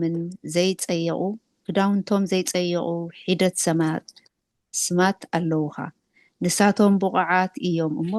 ጻዕዳ ክዳውንቲ ተኸዲኖም ምሳይ ክመላለሱ እዮም። እቲ ዝስዕር ከምኡ ጻዕዳ ክዳውንቲ ክኽደን እዩ። ኣነ እውን ንስሙ ካብ መጽሓፍ ህይወት ኣይክፍሕቆን እየ። ኣብ ቅድሚ ኣቦይን ኣብ ቅድሚ መላእኽቱን ድማ ንስሙ ክእመኖ እየ። እዝኒ ዘላቶ መንፈስ ንማሕበራትን ዝብለን ዘሎ ይስማዕ። ኣሜን። ስለ ቃላት እግዚአብሔር ክብር ይመስገን። ምስቶም ጻዕዳ ክዳውንቲ ከደኑ ይጸንብረና። አሜን አሜን። ካብ ፍቅዲ 7 ክሳብ 13 ናብ መልአክ ማሕበር ፊላደልፊያ እውን ጽሓፍ። እዚ ቅዱስ ሓቀኛ መርሖ ዳዊት ዘለዎ ንሱ ምስ ከፈተ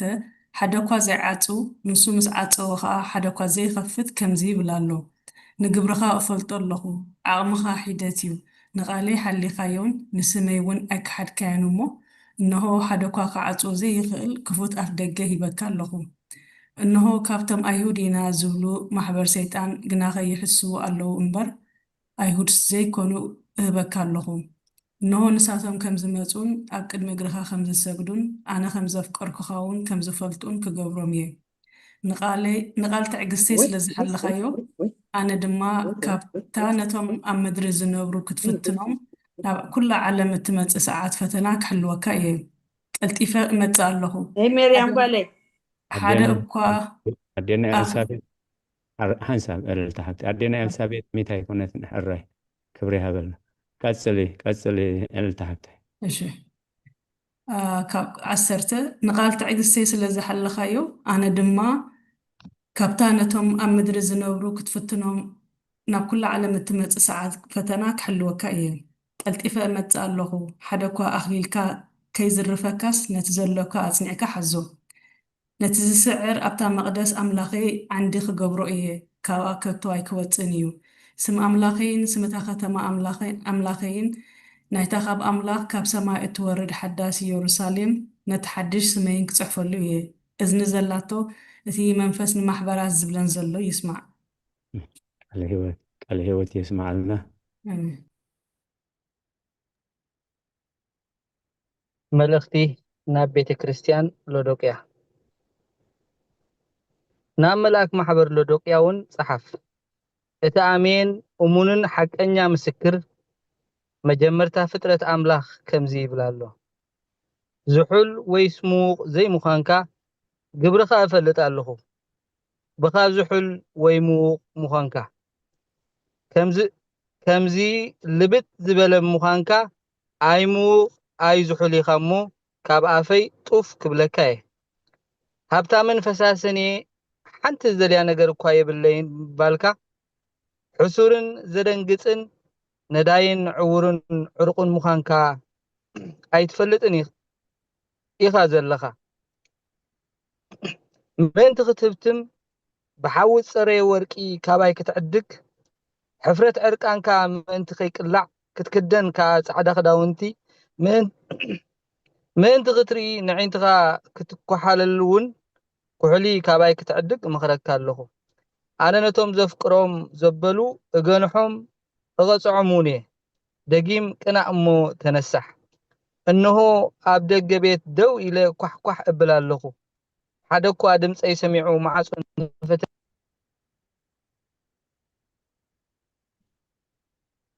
ናብኡ ከኣቱ ምስኡ ከዓ ክድረር እየ። ንሱ እውን ምሳይ ከምቲ ኣነ እውን ዝሰዓርኩ እሞ ምስ ኣቦይ ኣብ ዝፋኑ ተቐመጥኩ ነቲ ዝስዕር ኣብ ዝፋነይ ምሳይ ከቕመጥ ክህቦ እየ። እዝኒ ዘላቶ እቲ መንፈስ ንማሕበራት ዝብለን ዘሎ ይስማዕ። አሜን አሜን። ቃለ ህይወት የስማዓልና። ስለ ቃላቱ እግዚአብሔር ዝተመስገነ ይሁን። ራይ ከምቲ መእተዊ ዝገለጽናዮ ሓውና መምህርቲ ኽማርያም ከምቲ ኩሉ ግዜ ዝገብሮ ተርጊሙ ብፓወርፖይንት ዳልዩ ሰዲድልና ኣሎ። ንውዒና ክንርኢ ከም ፈቃድ እግዚአብሔር ብስም ኣብን ወልድን መንፈስ ቅዱስን ሓደ ኣምላኽ ሰፊሕ መእተዊ ራእይ ዮሐንስ ምዕራፍ 3 እዚ ትርጓሜ መወከሲ ተመልሽና ክንሪኦ ምእንቲ ፋዘር ቴድሮስ ያዕቆብ ማላታይ ኣብ ኮፕቲክ ዲያሲስ ባይብል ስታዲ ዝብል ኢና ንረኽቦ ንኸምኡ እዩ ምእንቲ እዚ ትንታና እዚ ወይ ትርጓሜ እዚ ካበይ መፂ ደልና ነቶም ግዜን ዓቕምን ዘለና ነቲ መወከሲ ምእንቲ ተመልሽና ክንሪኦ እዩ ኣብ ዘቐሚጦሞ ዘለው ናይዚ ምዕራፍ ቦታ ኣብ መፅሓፍ ራእይ መጽሐፍ ራእይ ኣብ ምዕራፍ 2-3 ነተን ኣብ ንእሽቶ እስያ ታይላንድ ቱርኩ ናይ ሎሚ ዝነበራ 7 ኣብያተ ክርስቲያናት ዝተላኸ መለኮታዊ መልእኽታት ሒዙ ይርከብ። ኣብ ምዕራፍ 2 ነተን ቀዳሞት 4 ማሕበራት ኤፌሶን፣ ሰሚርና፣ ጴርጋሞስ፣ ቲያትራ ርኢና ነርና እዩ። ኣብዚ ምዕራፍ 3 ድማ ነተን 3 ማሕበራት ሳርዴስ፣ ፊላደልፊያ፣ ሎዶቅያ ዝተላኸ መልእኽቲ ክንርኢ ኢና እዩ። እዘን 7 ማሕበራት ኣብቲ እዋን ብኣካል ዝነበራ ታሪኻውያን ማሕበራት እኳ እንተኾና ኣባ ቴድሮስ ያዕቆብ ማላታይ ከም ዝገልጽዎ ግን እዚ ቁፅሪ 7 ዝናይ ምልኣት ፍጽምነት ወይ ምሉእነት ምልክት እዩ። ስለዚ እዚ ምዕራፍ ዘነተን 3 ማሕበራት ጥራይ ዘይኮነስ ንሙሉእ ታሪኽ ቤተ ክርስቲያን ንነፍሲ ወከፍ ኣማኒ ኣብ እዋን መንፈሳዊ ጉዕዝኡ ዘጋጥሞ ዝተፈላለየ መንፈሳዊ ኩነታት ዘብርህ መስትያት እዩ።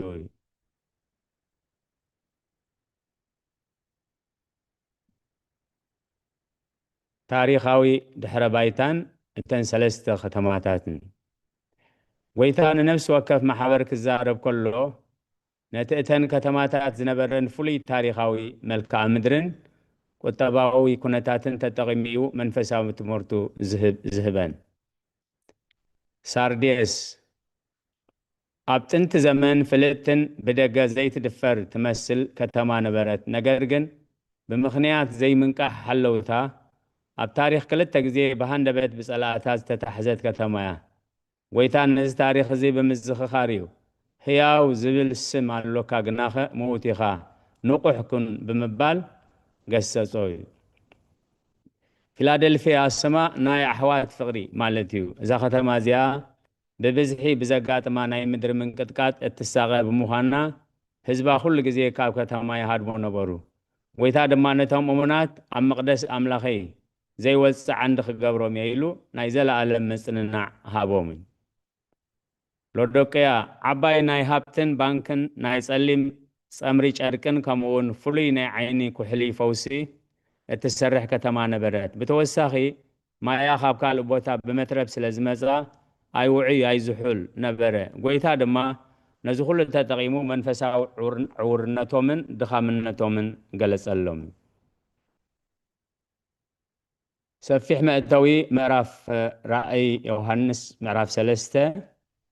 ሳልሳይ መንፈሳዊ ፍቕሪ መልእኽቲ ከምቲ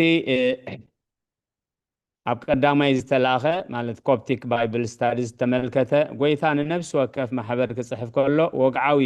ናይ መለኮት ቅርጺ ይኽተል እዩ። መለኮታዊ መግለጺ ክርስቶስ ንነፍሲ ወከፍ ማሕበር ዘድልያ ባህርዩ ኣቐዲሙ ይገልጽ። ምስታ ኣብ ምዕራፍ 1 ዝረኣናዮ ራእይ ብምትሕሓዝ ማለት እዩ። ምስጋና ወይ ነቐፌታ ነቲ ጽቡቕ ግብረን ይንእድ ነቲ ዝጎደለን ድማ ይግስጽ። ናይ ንስሓ ጻውዒት ካብ ውድቀት ዝእረማሉ መገዲ የርኢ። ናይ ዓወት ተስፋ ንዝሰዓሩ ዝወሃብ ሰማያዊ ዓስቢ።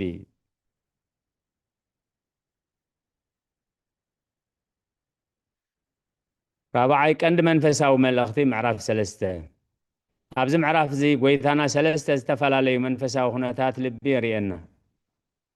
ካብ መንፈሳዊ ሞት ምውፃእ ሳርዴስ ብደገ ሃይማኖታዊ ወይ ህያው ተባሂልና ክንድነቕ ከለና ኣብ ቅድሚ ኣምላኽ ግን ውሽጥና ምዉት ክኸውን ከም ዝኽእል የጠንቅቐና። ብሒደት ሓይሊ ምጽናዕ ናይ ፊላደልፊያ ብምድራዊ መዐቀኒ ድኻታትን ሒደት ሓይሊ ዘለና እንተኾና እኳ ብእምነትን ብፍቕርን ተጸኒዕና ኣምላኽ ዘይዕጾ ናይ ጸጋ ደገ ከም ዝኸፍት ይነግረና። ካብ መንፈሳዊ ሕስራን ምውፃእ ሎዶቅያ ብምድራዊ ሃብቲ ተመኪሕና ሓደ ኣየድልየናን እዩ ካብ ምባልን ኣብ መንጎ ዓለምን ኣምላኽን ተቐርቂርና ተወላወልቲ ካብ ምዃን ወፂእና ንክርስቶስ ደገል ልብና ክንከፍተሉ ይጽዋዓና ካብዘን ሰለስተ አብያተ ክርስቲያናት ንስሓ ክጽውዕ እንከሎስ ንዓና እንታይ እዩ ዝምልከት ሕጂ ምስ ህይወትና ክንነጻጽሮ እዩ ዝገልጽ መጽሓፍ ራእይ ምዕራፍ 3 ነተን ዝተረፋ 3 ናይ እግዚአብሔር አብያተ ክርስቲያናት ማለት ሳርዴስ ፊላደልፊያ ሎዶቅያ ዝምልከት እዩ ቀዳማይ ክፋል ቤተ ክርስቲያን ሳርዴስን ፊላደልፊያን ካብ 1 ክሳብ 13 መልእኽቲ ናብ ቤተ ክርስቲያን ሳርዴስ ጥቕሲ 1 ክሳብ 6 ጥቕሲ 1 ናብ መላእኽቲ ኣብ ሳርዴስ ዘላ ቤተ ክርስቲያን ድማ ከምዚ ኢልካ ጽሓፍ ሸውዓተ መናፍስቲ ኣምላኽን ሸውዓተ ከዋኽብትን ዘለዎ ከምዚ ይብል ኣሎ ሕያው ተባሂልካ ትስመ ኣለኻ ግና ከምውት ኢኻ ግብርኻ እፈልጦ ኣለኹ ናይ ኣቦታት ትርጓሜ ሸውዓተ መናፍስቲ ኣምላኽን ሸውዓተ ከዋኽብትን ጎይታና ኢየሱስ ክርስቶስ ፍጹም ናይ መንፈስ ቅዱስ ህያባት ዘለወን ንመራሕቲ ቤተ ክርስቲያን ከዋኽብቲ ኣብ ኢዱ ዝሓዘን ምዃኑ የርእየና ሕያው ምዃንካ ስም ኣለካ ግን ስም ምውት ኢኻ ሳርዴስ ኣብ ቅድሚ ሰብ ዓብ ስምን ናእዳን ነበራ ኣብ ቅድሚ ኣምላኽ ግን ውሽጣዊ ህይወት ጸጋ መንፈስ ቅዱስ ዝጎደላ ብመንፈስ ዝሞተት ነበረት አቡነ ታድሮስ ማላቲ ከም ዝገልጽዎ ግብራዊ ህይወት ዘይብሉ ግብረ ሰናይ ወይ ደጋዊ ስም ጥራይ መሓዝ ኣብ ቅድሚ ኣምላኽ ናይ ሞት ምልክት እዩ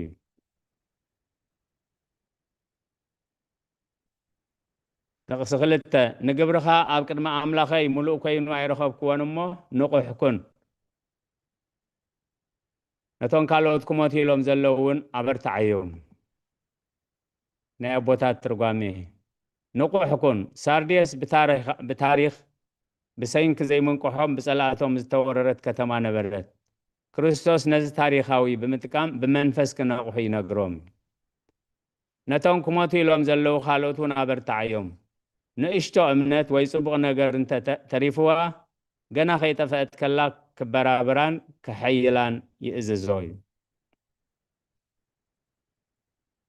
ሰፊሕ መወከሲ ናይ ኣቦታት ትርጓሜን ንቑሕ ኩን ታሪኻዊ ምስጢር ከተማ ሳርዴስ ኣብ ልዕሊ ዓብ ኸውሒ ዝተሃንጸት ብደገ ዝርአያ ሰብ ከቶ ዘይትድፈር እያ ኢሉ ዝኣምና እምባ ነበረት ብምኽንያት እዚ ዕቡይ ምእማን ድማ ሓለውታ ለይቲ ድቅሱ ነበሩ በዚ ምኽንያት እዚ ድማ ኣብ ታሪኽ 2 ግዜ ብቂሮስ ንጉስ ፋርስን ብሮማውያንን ብለይቲ ብሃንደበት ወሪራ ወዲቓ እያ መንፈሳዊ ትርጓሜ ኣባ ቴድሮስ ያዕቆብ ማላቲ መንፈሳዊ ውድቀት ብሃንደበት ኣይመጽን እዩ ብደገ ጽኑዕ ወይ ሃይማኖተኛ መሲልካ ክንስኻ ብመንፈሳዊ ድቃስን ብዘይምንቃሕን እዩ ዝጅምር ክርስቶስ ንኣገልጋሊ ቤተ ክርስቲያን ሳርዴስ ንቑሕ ኩን ክብሎ ከሎ ነታ ኣብ ታሪኽ ሳርዴስ ዝነበረ ሕማቕ ዝኽሪ ብምዝኽኻር መንፈሳዊ ዓይና ኸፊታ ንተንኰል ጸላእ ብጸሎት ምእንቲ ክትስዕር እዩ ቅዱስ ዮሐንስ አፈወርቅ ጸላኢና ዲያብሎስ ኣይድቅስን እዩ ንሕና እንተደቀስና ግን ባዕልና ደገ ንኸፍተሉ ኣለና ማለት እዩ ንቑሓት ማለት ብጸሎትን ብንስሓን ልብኻ ምሕላው ማለት እዩ ነቶም ክሞት ኢሎም ዘለዉ ካልኦት እውን ኣበርታዕዮም መንፈሳዊ ትርጓሜ ኣባ ቴድሮስ ያዕቆብ ማላቲ ጎይታና ኢየሱስ ክርስቶስ መሓሪ ኣምላኽ ስለ ዝኾነ ንሓደ ሰብ ወይ ንሓንቲ ማሕበር ሙሉእ ብሙሉእ ካብ መጓዝ ይቁጠብ ኣብቲ ሰብ እቲ ንእሽቶ ናይ ሰናይ ነገር ወይ ናይ እምነት ብልጭታ እንተልያ ነታ ክትመውት ዝቐረበት ንእሽቶ ሰናይ ወይ ጸጋ ከበራብራ ይደሊ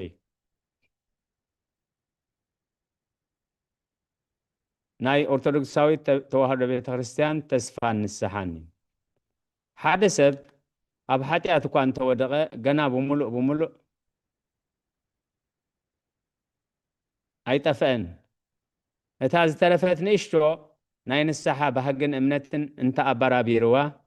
መንፈስ ቅዱስ ነቲ ዝሞተ መንፈሳዊ ህይወት እንደገና ከሕውዮ ይኽእል እዩ ንትምህርቲ ዝኾነ መዛዘመ ሓሳብ ጎይታ ንቤተ ክርስቲያን ሳርዴስ ዝሃቦ መእረምታ ናይ ፈረ ቅብፅና ዘይኮነስ ናይ ተስፋን ናይ ንስሓን ጻውዒት እዩ ንስኻውን እንተኾንካ መንፈሳዊ ህይወትካ ዘዛሕተለ እንተኾይኑ ነታ ዝተረፈት ንእሽቶ እምነትካ ብጸሎትን ብንስሓን ኣጽናዕያ እዩ። ጥቕሲ 3 ደጊም ከመይ ኣቢልካ ከም ዝተቐበልካን ከም ዝሰማዕኻን ዘክር ተኣዘዝ ድማ ተንስእ እውን እንተዘይነቓሕኻስ ከም ሰራቒ ክመጽእ በየናይ ሰዓት ከም ዝመጽእ እውን ኣይትፈልጥን ኢኻ እዩ።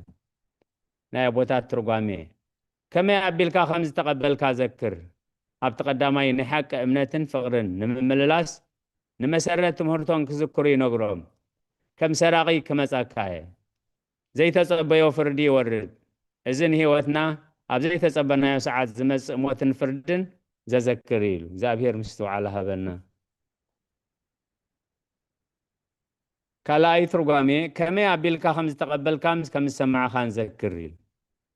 ናይ ሃዋርያዊት እምነት መሰረት ምዝካር ኣባ ቴድሮስ ያዕቆብ ማላቲ ጎይታ ንማሕበር ሳርዴስ ናብታ ቀዳመይቲ ናይ እምነት ንጽህናን ሃዋርያዊ ትምህርታን ክትምለስ እዩ ዝጽዋዓ ዘሎ። መንፈሳዊ ምዝሕታል ኣብ ዝመጸሉ እዋን እቲ ዝዓበየ ፈውሲ ንመሰረት እምነትናን ነቲ ብጥምቀት ዝተቐበልናዮ ጸጋን ምዝካር እዩ። ጽናዕን ተነሳሕን ምዝካር ጥራይ ኣይኣክልን። ነቲ ዝሰማዕካዮ ቃል ወይ ነቲ ዝሰማዕናዮ ቃል ኣምላኽ ኣጽኒዕና መሓዝ ብግብሪ ንስሓ ምእታው የድልየና እዩ። ቅዱስ ኣጎስጢኖስ ንስሓ ማለት ነቲ ዝሓለፈ ሕማቕ መገድኻ ምዝካር ጥራይ ዘይኮነስ ካብኡ ተመሊስካ ናብቲ ቀዳማይ ናይ ኣምላኽ ፍቕሪ ምምላስ ማለት እዩ። እንተዘይነቂሕካስ ከም ሰራቒ ክመጸካ እየ። ታሪኻውን መንፈሳውን ምስጢር ታሪኻዊ ድሕረ ባይታ ከምቲ ኣቐዲምና ዝረኣናዮ ከተማ ሳርዴስ ኣብ ታሪኽ 2 ግዜ ብቂሮስ ንጉስ ፋርስን ብሮማውያንን ብለይቲ ሓለውታ ኣብ ዝደቀሱሉ እዋን ብሃንደበት ዝተወረረት እያ። ጎይታ ነዚ ታሪኻዊ ውድቀት ብምዝኽኻር እንተዘይነቂሕኩምሲ ፍርደይ ከም ሰራቒ ብሃንደበት ክመጻእኩም እዩ ብምባል የጠንቅቖም። ከም ሰራቒ ምምጻእ ጎይታ ከም ሰራቒ ክብል ከሎ ብምስጢርን ብሃንደበትን ምምጽኡ ንምግላጽ እምበር ናይ ሰራቒ ባህሪ ስርቅና ስነ ምግባር ንምግላጽ ኣይኮነን። ኣባ ቴድሮስ ያዕቆብ ማላቲ እዚ መጠንቀቕታ እዚ 2 ዓበይቲ ነገራት የዘኻኽረና። ንኻልኣይ ምጽኣት ክርስቶስ ንመዓልቲ ሞትና ክልቲኦም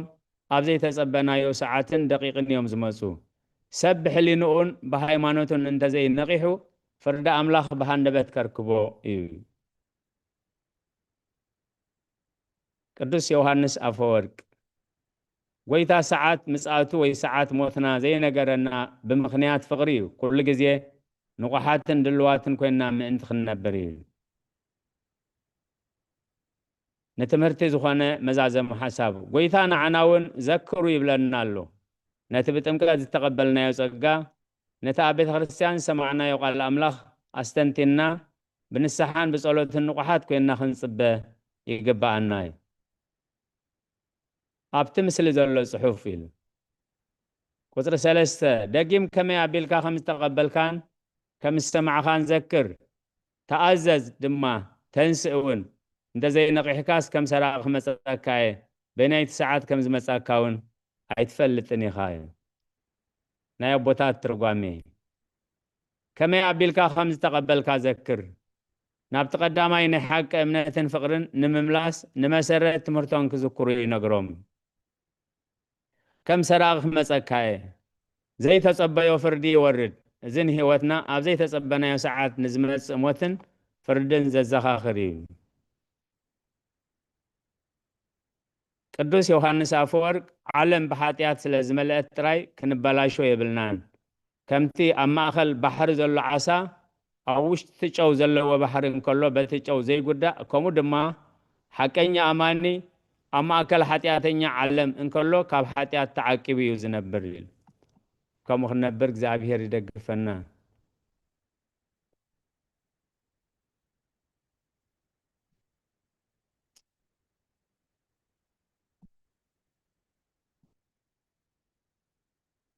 ብቑዓት ስለ ዝኾኑ ጻዕዳ ክዳን ክኽደኑ እዮም።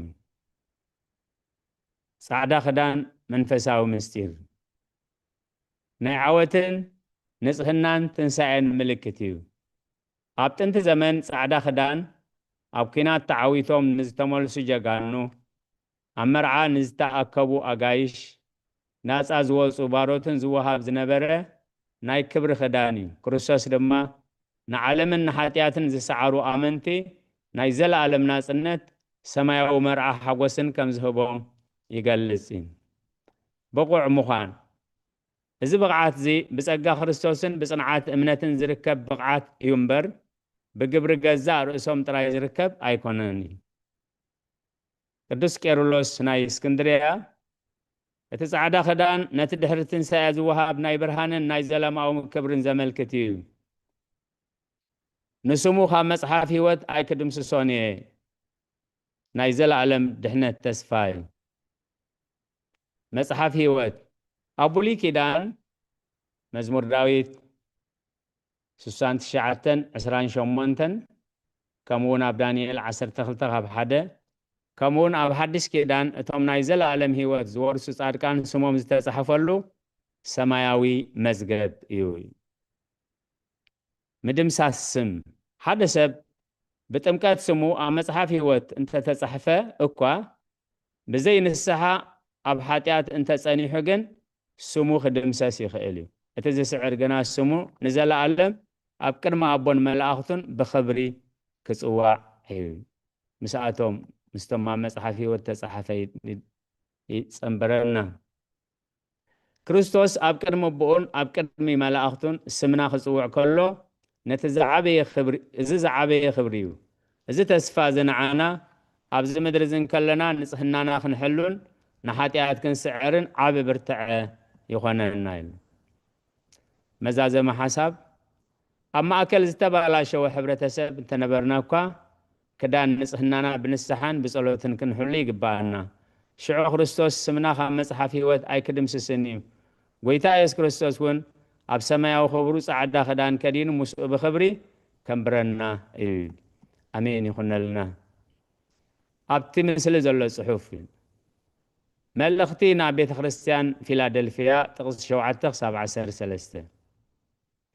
ናብ መልእኽቲ ኣብ ፊላደልፊያ ዘላ ቤተ ክርስቲያን ድማ ከምዚ ኢልካ ጸሓፍ። እቲ ቅዱስ እቲ ሓቀኛ መፍትሕ ዳዊት ዘለዎ እቲ ዝኸፈቶ ማንም ዘይዓጽዎ እቲ ንሱ ዝዓጸዎ እውን ማንም ዘይከፍቶ ከምዚ ይብል ኣሎ እዩ። ናይ ኣቦታት ትርጓሜ ፊላደልፊያ ትርጉሙ ሕውነታዊ ፍቕሪ ማለት እዩ። ቤተ ክርስቲያን ፊላደልፊያ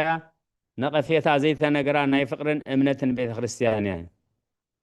መፍትሕ ዳዊት ኣብ ኢሳያስ 22:22 ናይ ኤልያቄም ስልጣን ኮይኑ ንክርስቶስ ኣብ ልዕሊ መንግስቲ ሰማያት ዘለዎ ፍጹም ናይ ምኽፋትን ምዕፃውን ስልጣን ዘርኢ እዩ። ፊላደልፊያ ሕውነታዊ ፍቕሪ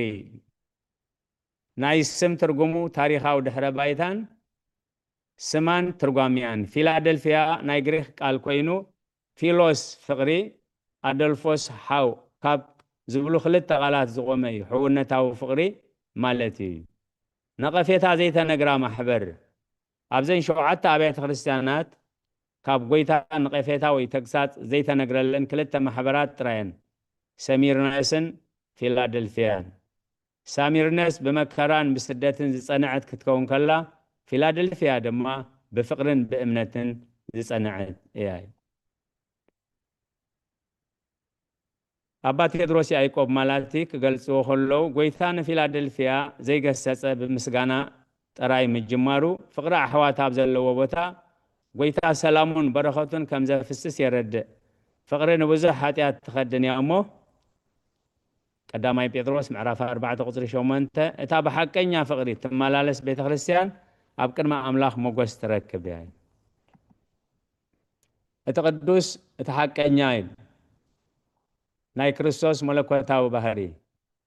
እቲ ቅዱስ ኣብ ብሉይ ኪዳን ቅዱስ ተባሂሉ ዝጽዋዕ ኣምላኽ ጥራይ ክርስቶስ ርእሱ እቲ ቅዱስ ኢሉ ምግላጹ ፍጹም መለኮትን ንጽህናን ዘለዎ ኣምላኽ ምዃኑ ንምስክር እዩ። እቲ ሓቀኛ ንሱ ናይ ሓሶት ወይ ናይ ጸልማት ጣዖት ዘይኮነስ እቲ ሓቀኛ መገዲ ሓቂ ህይወትን ምዃኑ የረድእ እዩ። ዮሐንስ 14 ወንጌል ዮሐንስ ምዕራፍ 14 ቁጽሪ 6 ቅዱስ አጎስጢኖስ ክርስቶስ ባዕሉ እቲ ሓቀኛ ብርሃን እዩ ናብኡ ዝቐረበ ኩሉ ካብ ሓሶትን ካብ ጸልማትን ናፃ ይወፅእ እዩ መፍትሕ ዳዊት ዘለዎ ንሱ ዝኸፈቶ ማንም ዘይዓጽዎ እዩ መፍትሕ ዳዊት ንኤልያቄም ኢሳያስ 22 ምዕራፍ ቁጽሪ 22 ናይ ብሉይ ኪዳን መወከሲ ኣብ ብሉይ ኪዳን ሽብና ዝተባህለ ኣገልጋሊ ንጉስ ስለ ዝተዓበየን ዝጠለመን ካብ ስልጣኑ ተሳዒሩ ኤልያቄም ዝተባህለ እሙን ኣገልጋሊ ኣብ ቦትኡ ተሾመ ንኤልያቄም ድማ መፍትሕ ቤት ዳዊት ኣብ መንከቡ ከንብር እየ ንሱ ዝኸፈቶ ዝዓጽዎ የልቦን ንሱ ዝዓጽዎ ዝኸፍቶ የልቦን ተባህለ ናይ ሓድሽ ኪዳን ምልክት ኤልያቄም ናይ ክርስቶስ ምስሊ እዩ ክርስቶስ ናይ ዘለዓለም ንጉስ ኮይኑ ናይ መንግስተ ሰማያት መፍትሕ ኣብ ኢዱ ዘሎ ፍጹም ስልጣነ መለኮት ዘለዎ እዩ ኣባ ቴድሮስ ያዕቆብ ማላቲ እተኸፍተት ደገ ካልእ ናይ ኣገልግሎት ናይ ወንጌል ምህሮን ደገን እያ ጸላእቲ ወይ ሰባት ንደገ ኣገልግሎትና ክዓጽዎ ክፍቱን ይኽእሉ እዮም ነገር ግን ክርስቶስ እንተኸፊቱልና ማንም ክዓጽዎ ኣይክእልን እዩ ከምኡ ድማ ናይ ድሕነትን ናይ ሰማያዊት ኢየሩሳሌምን ደገ ንሱ ባዕሉ እዩ ዝኸፍት እዩ መዛዘመ ሓሳብ ጎይታና ንፊላደልፊያ መፍትሕ ዳዊት ሒዙ እተኸፍተት ደገ ከም ዝሃባ ንዓናውን ብሕውነታዊ ፍቕርን ብእምነትን ተጸኒዕና ናይ በረኸትን ናይ ድሕነትን ደገ ክኸፍተልና እዩ ሰብ ክዓጽዎ ዝፍትን ደገ እንተሃለወኳ እቲ መፍትሕ ኣብ ኢድ ክርስቶስ ስለ ዘሎ ከቶ ኣይንፍራሕ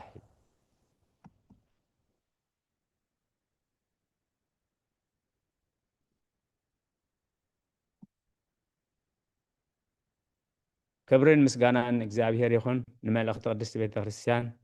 ጽኒልኩም ስለ ዝሰማዕኹሞ ኣብ ትገብርዎ ጸሎት ኩሉ እግዚአብሔር ይስማዕኹም ናይ መልእኽቲ ናብ ቤተ ክርስቲያን ማሕበር ቤተ ክርስቲያን ሎዶቅያ ዝብል ምስ ግዜና ምክንያት ኣብ ዝመጽእ ግዜ ከም ፍቓድ እግዚአብሔር ብኡ ክንጅምር ኢና ሕጂ ናይ መዝሙር ግዜና ኣኺልሎ ንመዝሙር ዝተዳለኹም ብፍላይ ከዓ ዘሚርኩም ዘይትፈልጡ ዘሚርክን ዘይትፈልጣ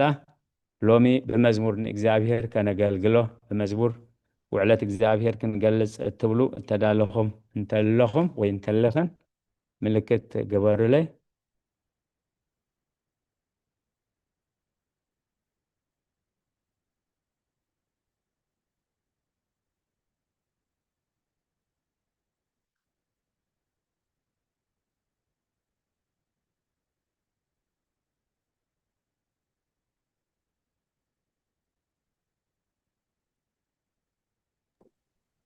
سبتديلي بونا خز فتن أنا هراي رزنت حقتي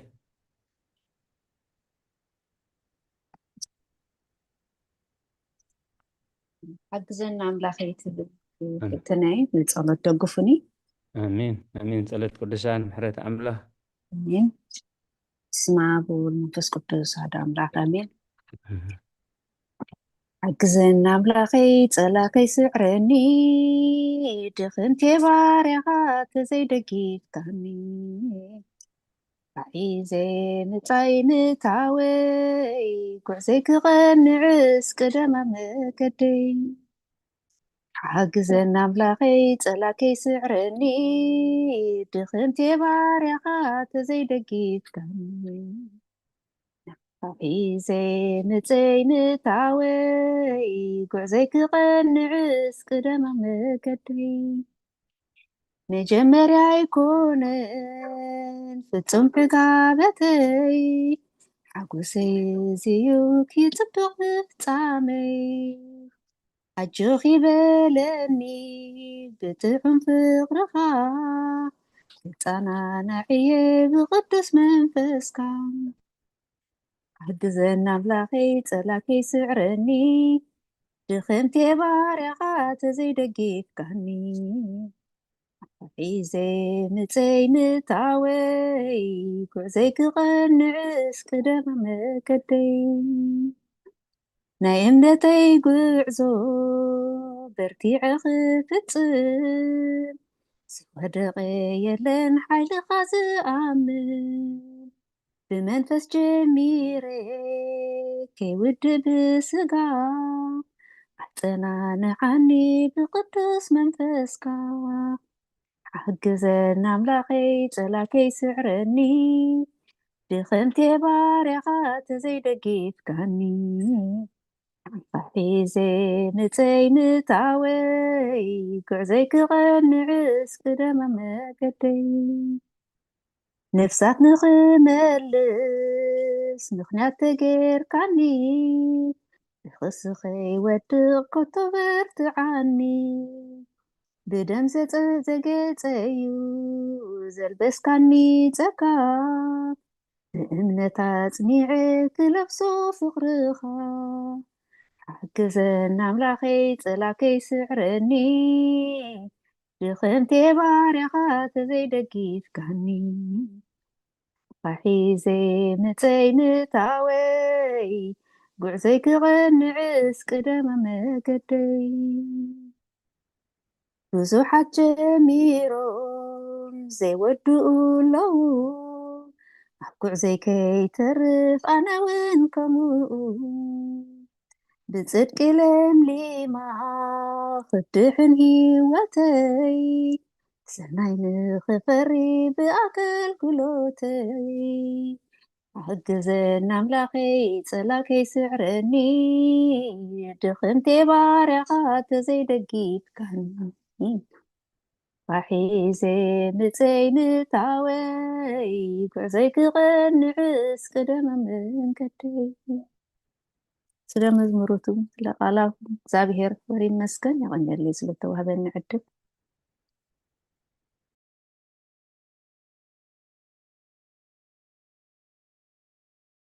يغديتا ميت غيره غاز تعرف سنيحه زماري ملاخت يسمع لنا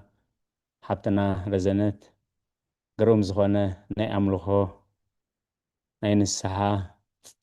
رديت እግዚአብሔር ናይ ምድላይ ናይ ኣስተንትኖ መዝሙር ይኸኽት ዝምርልና ፀኒሕኪ ዝማሬ መላእኽት የስማዓልና ነቶም ሰማዕናውን ዝማሬ መላእኽት የስማዓልና በቃልን ብልሳንን ብሕሊናን ብመንፈስን ብነፍስን ክንዝምሮ ሓግዘና ኣምላኸይ ፀላእኸይ ስዕረኒ ድኽምቲ ባርያኻ እንደዘይደጊፍካኒ ንዓኻ ሒዘየ ምፅአይ ምእታወይ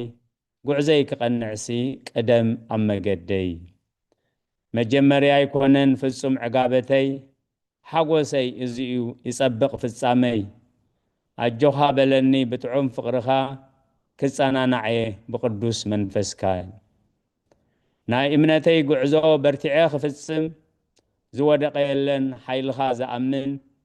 بمنفس جميرة كي ودء بسقا أتنان عني بقدوس منفس كاي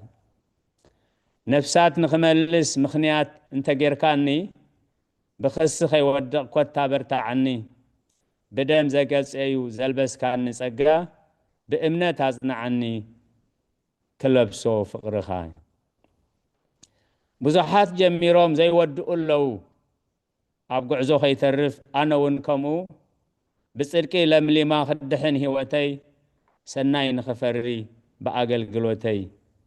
حقزنا أملاخي صلائي خي سعرني دخمتي بارياخا دزي دقيفكاني نعاخا حزي مسعي مئتاوي قعزي كغنعس قدم أما قدي سلقالاتو እግዚአብሔር ዝተመስገነ ይሁን ደጊመ حبتنا رزنت قال هيوت يسمع لنا እቲ ጽቡቕ ነገር እቲ አርስቲ እንታይ ይብል ከም ዘምሰየ ብትኽክል ከዓ ንዕኡ እናስተንተና ክንዝክር ነዚ መዝሙር እዚ ሓሲባ ጀሚራ ክትወድእ ክትዝምረልና ዝደገፋ ብስማ ኣምላኽና ነመስግኖ ኣብቲ መዝሙርና ናብ መልኣኽ ማሕበር ናልባን ድሕር ዘኪርና ናብ ማሕበር መልኣኽ ሳርዴስ ዝተጻሕፈ ቀዳማይ መልእኽቲ ኢናንቢብና ኣብኡ እንታይ ዝብል ናይ እምነተይ ጉዕዞ በርቲዐ ክፍጽም ዝወደቀ የለን ሓይልኻ ዝእምን ብመንፈስ ጀሚረ ከይውድእ ብስጋ ኣጸናንዓኒ ብቅዱስ መንፈስካ ሕያው ተባሂልካ ኢኻ ትስመ ግና ሙት ኢኻ ተንስእ ተበራበር ተነሳሕ ነቶም ክሞቱ ደልዮም ዘለው ከዓ ኣበራትዓዮም ማንቃሓዮም ብንስሓ ክፍወሱ ስለዚ ምስኣት ኸይድ ምስታ መዝሙርና ነብሳት ንኽመልስ ምኽንያት እንተገይርካኒ ብኽሲ ኸይወድቕ ኮታ በርትዓኒ ብደም ዘጌፀዩ ዘልበስካኒ ጸጋ ብእምነት ኣጽናዓኒ ክለብሶ ፍቕርኻ እታ ቀንዲ መልእኽቲ ሕጂ እንታይ እያ ሓግዘና ኣምላኸይ ጸላኢ ከይስዕረኒ ውግእና ምስ ስጋን ደምን ስለ ዘይኮነ ውግእና ኣብዚ ምድሪ እውን ስለ ዘይኮነ ኣብ ኤፌሶን ምዕራፍ 6 ቁፅሪ 10 እንታይ እዩ ዝብለና ብጎይታን ብጽንዓት ሓይሉን በርትዑ እዩ ስለዚ ሓግዘና ኣምላኸይ ጸላኢ ከይስዕረኒ ድኹምየ ባርያኻ እንደዘይደጊፍካኒ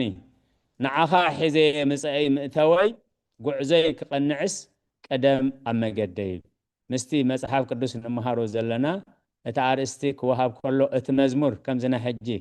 ምስቲ መጽሓፍ ምስቲ መልእኽቲ ናይቲ ዕለት ምስቲ ንባባት ናይቲ ዕለት ክኸይድ ከሎ ዝያዳ ንህይወትና ንኣገልግሎትና ንመጻኢ ጉዕዞና ኣዝዩ ሓጋዚ ኣዝዩ ደጋፊ ስለ ዝኾነ ደጊመ ንረዘነት ሓብትና ዝማሬ መላእኽቲ የስማዓልና ክትዝምርሉን ክትወድስሉን የንበርኪ እግዚአብሔር ብደቅኺ ብደቅደቅኺ ተሓጐሲ ሙሉእ ጥዕና ሕጉስ ህይወት ከዓ ይሃብክ እግዚአብሔር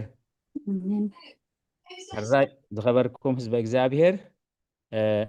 ኩሉ ግዜ ከምቲ ኩሉ ግዜ ንገብሮም ኣብ ናይ መዝሙር ኣገልግሎትና መዝሙርና እንታይ እዩ ዝብል ዘሎ ቃል ብቃል መጀመርያ ነቲ መልእኽቲ መዝሙርና እንታይ እዩ ዝብል ዘሎ ምንጭ መዝሙርና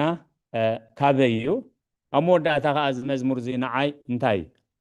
ሓገዝ የድልየኒ ዶ ሕጂ ሓገዝ የድልየኩም ዶ ሕጂ ሓገዝ ዘድልየና እንተኾይኑ ንመን ኢና ንሓትት ብኸመይ ኢና ንሓትት ሕቶና ቅቡል ንኽኸውን ብኸመይ ኢና ናብ ኣምላኽ ክንቀርብ ዘለና ዝብል ሰፊሕ ምስ ህይወትና ዝተተሓሓዘ እሞ እስኪ ካብዚ ዝሰማዕናዮ ናይ መዝሙርና ምስ ቃል እግዚአብሔር ዝኸይድ መወከሲ ምልክት ግበረለይ እሞ ኣብቲ መዝሙርና ንእሽተይ ኣስተንቲና ናብቲ ዋና ትምህርትና ክንሰግር ኢና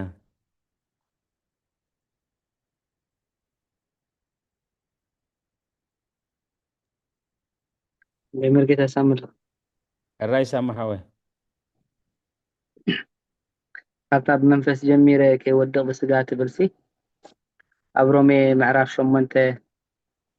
ود 10 تقلتن 10 سلستن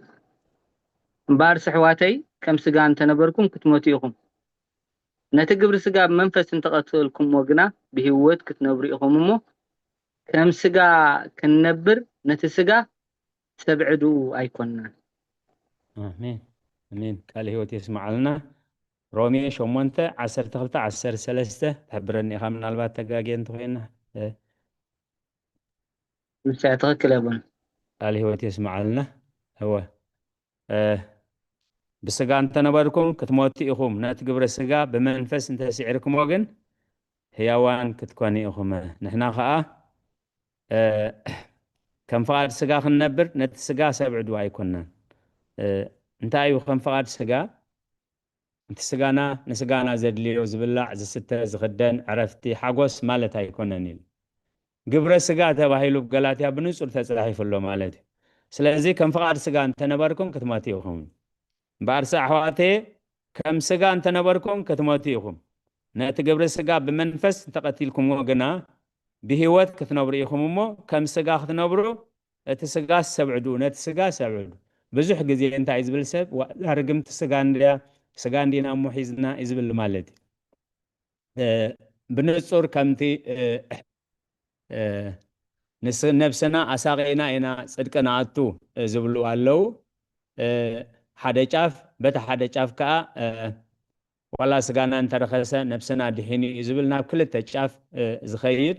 ከም ቃል እግዚአብሔር ግን ንስጋና ክንከናኸነኖ ከነኽብሮ بزبلاع بزستة بزخدن بعرفتي بحاوس بخلو كون حقوسه فقاد أملاخي اتفقاد أملاخ زي كونجن أبغلاتي أنا رأيي نمو عرف حمشة 10 شوعة تجميرو تتجبر السجا إلو دق أملاخ زعز والنمو قال هو تسمع لنا حونا دياكون ساميل هراي هو تحبتنا إتكحفها بالكس أنا أخي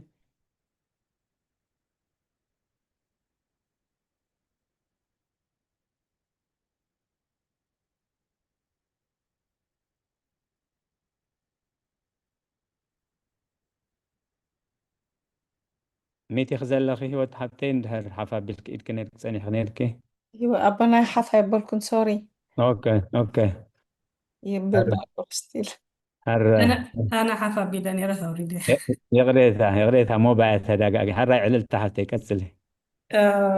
إفسون معرف شدوشة فأدي سرتا سبعة سرتا هذا ايشي معرف كندي شدوشة معرف شدش هو بزترفة سحواتي بقويتان بتصنعت حيلون برتعو نفعسو سيطان تقومكم من تختكئلو أطوار أملاح بمولو لبسو امين كتسلي يا قرب علل تحفتي ازياس اللي نبره تأذغير اوكي كما يقلسنا مسهل كنت سلطاناتن مستم نزمن صرما زمحادرو ገዛእት ዓለምን مستم كفؤات منافستن ኣብ ሰማያት ዘለውን እዩ እምበር ምስ ሰብ ኣይኮነን እምበር በታ ክፍእቲ መዓልቲ ተቃዊምኩም ምእንቲ ክትክእሉ ኩሉ ስዒርኩም ከኣደው ክትብሉስ ብሉ ኣፅዋር ኣምላኽ ልበሱ ደጊም ሓቋቁኩም ብሓቂ ተዓጢቕኩም ድርዒ ፅድቂ እውን ተኸዲንኩም ቁሙ ነቲ ሰላም ዝህብ ወንጌል ኣብ ኣጋርኩም ከማሳእን ብምውታው ተዳሊኹም ደው በሉ ኣብ ርእሲ እዚ ኩሉ ከዓ ነቲ ናይታ ክፉእ ሃልሃል ዝብል ፍላፃታት ኩሉ ክተጥፍኡ እትኽእሉ ዋልታ እምነት ኣልዕሉ ናይ ምድሓን ቆቢዕ ሓፂን ኣትዉ ናይ መንፈስ ቅዱስ ሰይፉ እውን ማለት ቃል ኣምላኽ ሓዙ ብኩሉ ጸሎትን ልማኖን ኩሉ ሰዓት ብመንፈስ ጸልዩ ስለዚ ከዓ ተስፋ ከይቆረፅኩም ስለ ኩሎም ኣመንቲ ኣብ ጸሎት ተጸመዱ ምእንታይ ክዛረብ ከለኹ ነቲ ምስጢር ወንጌል ብትብዓት ክነግር ቃል ክወሃበኒ ጸልዩ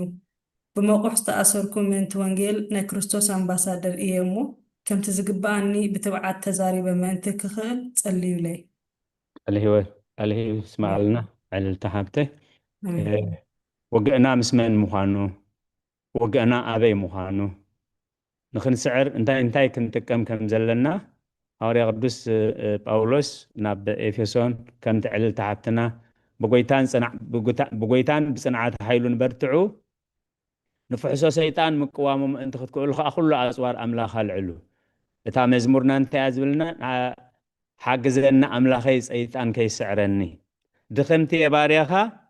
እንደዘይ ሓጊዝካኒ ንዓኻ ሒዘየ ምፀይ ምእታወይ ጉዕዞይ ክቐንዕ ቀደም ኣብ መገደይ ስለ ቃላቱ እግዚኣብሔር ዝተመስገነ ይኹን ሕራይ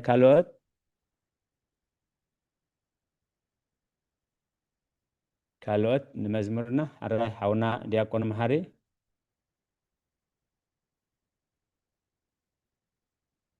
شي قال هو تسمع لنا أنا دما بزاني مزمور كم تاحونا ديكون سامي الدبلا أبا أفتح حسابتي يعني شي دلاتني قلاتيا سلسته كساعكن دزدو عياشو إيخم بمنفس جميركم سي حجدو بالسقا فتفتصمو تدليو اللقوم يعتبر قال هو يسمع لنا سلازي اتي كم زرعنايو مراح بيت خريستيان ناي سارديس اتزنبرو قداي اطفيو سلازنبره نتزكناب تزنبرو نخملس يقويتا زتابع صوع نيرو مسر استنا مس مزمورنا مستا مزمورنا انت اتبل نيرا بزحات جميروم زي ودو لو ابتاناي مولداتا مالتيو بزحات جميروم زي ودو لو اب غعزو خيترف انا ونكمو بصدق لما خدحن هيوتي سناي نخفري باقلقلوتي سلازي عياش سب قلاتي عياشو بمنفس جميركم سي بسقاق تود لهم من الدحريت مملاس يزقلص قال هيوتي يسمع لنا حونا دياقون مهاري هراي كالوت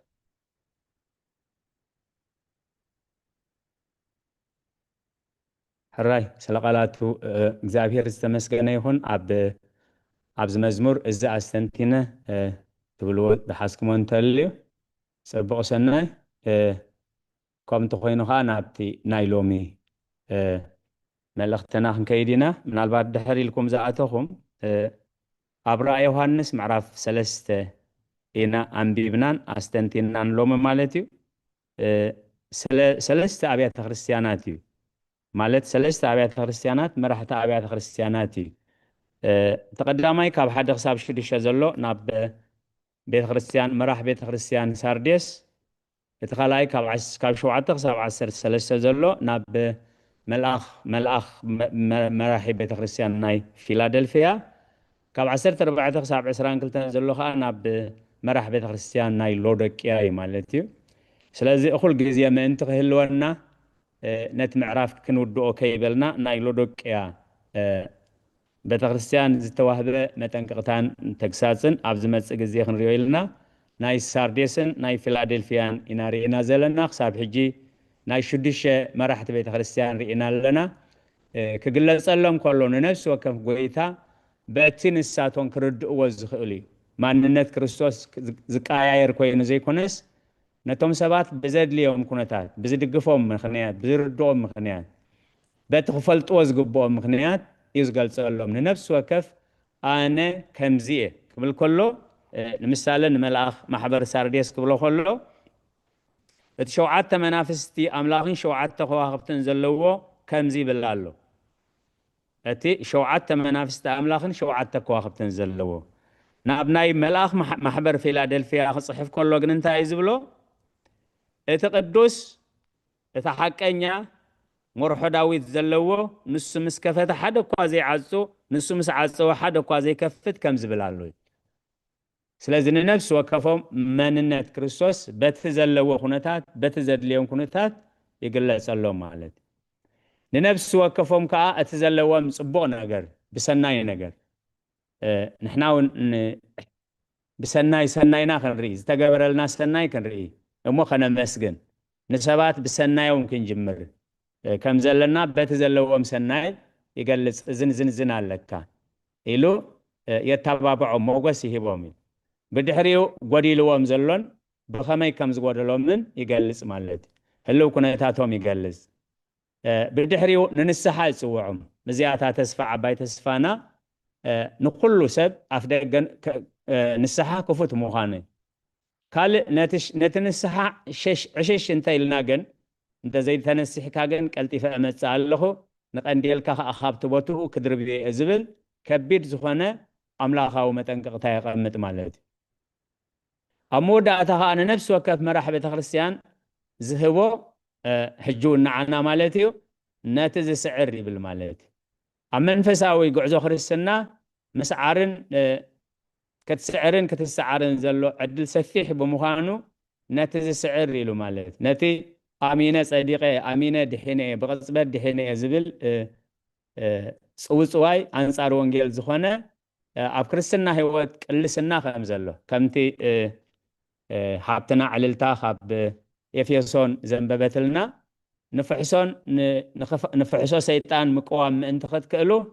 بغويتان بصنعات حيلون برتعو نخفحسو سيطان مقوام انت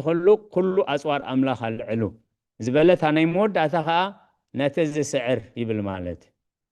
اتانا يمود أتا متنقطان تسفان كا انتا يزبل التسمع ازن زلاتو يسمعين ازن زلوا ايكونن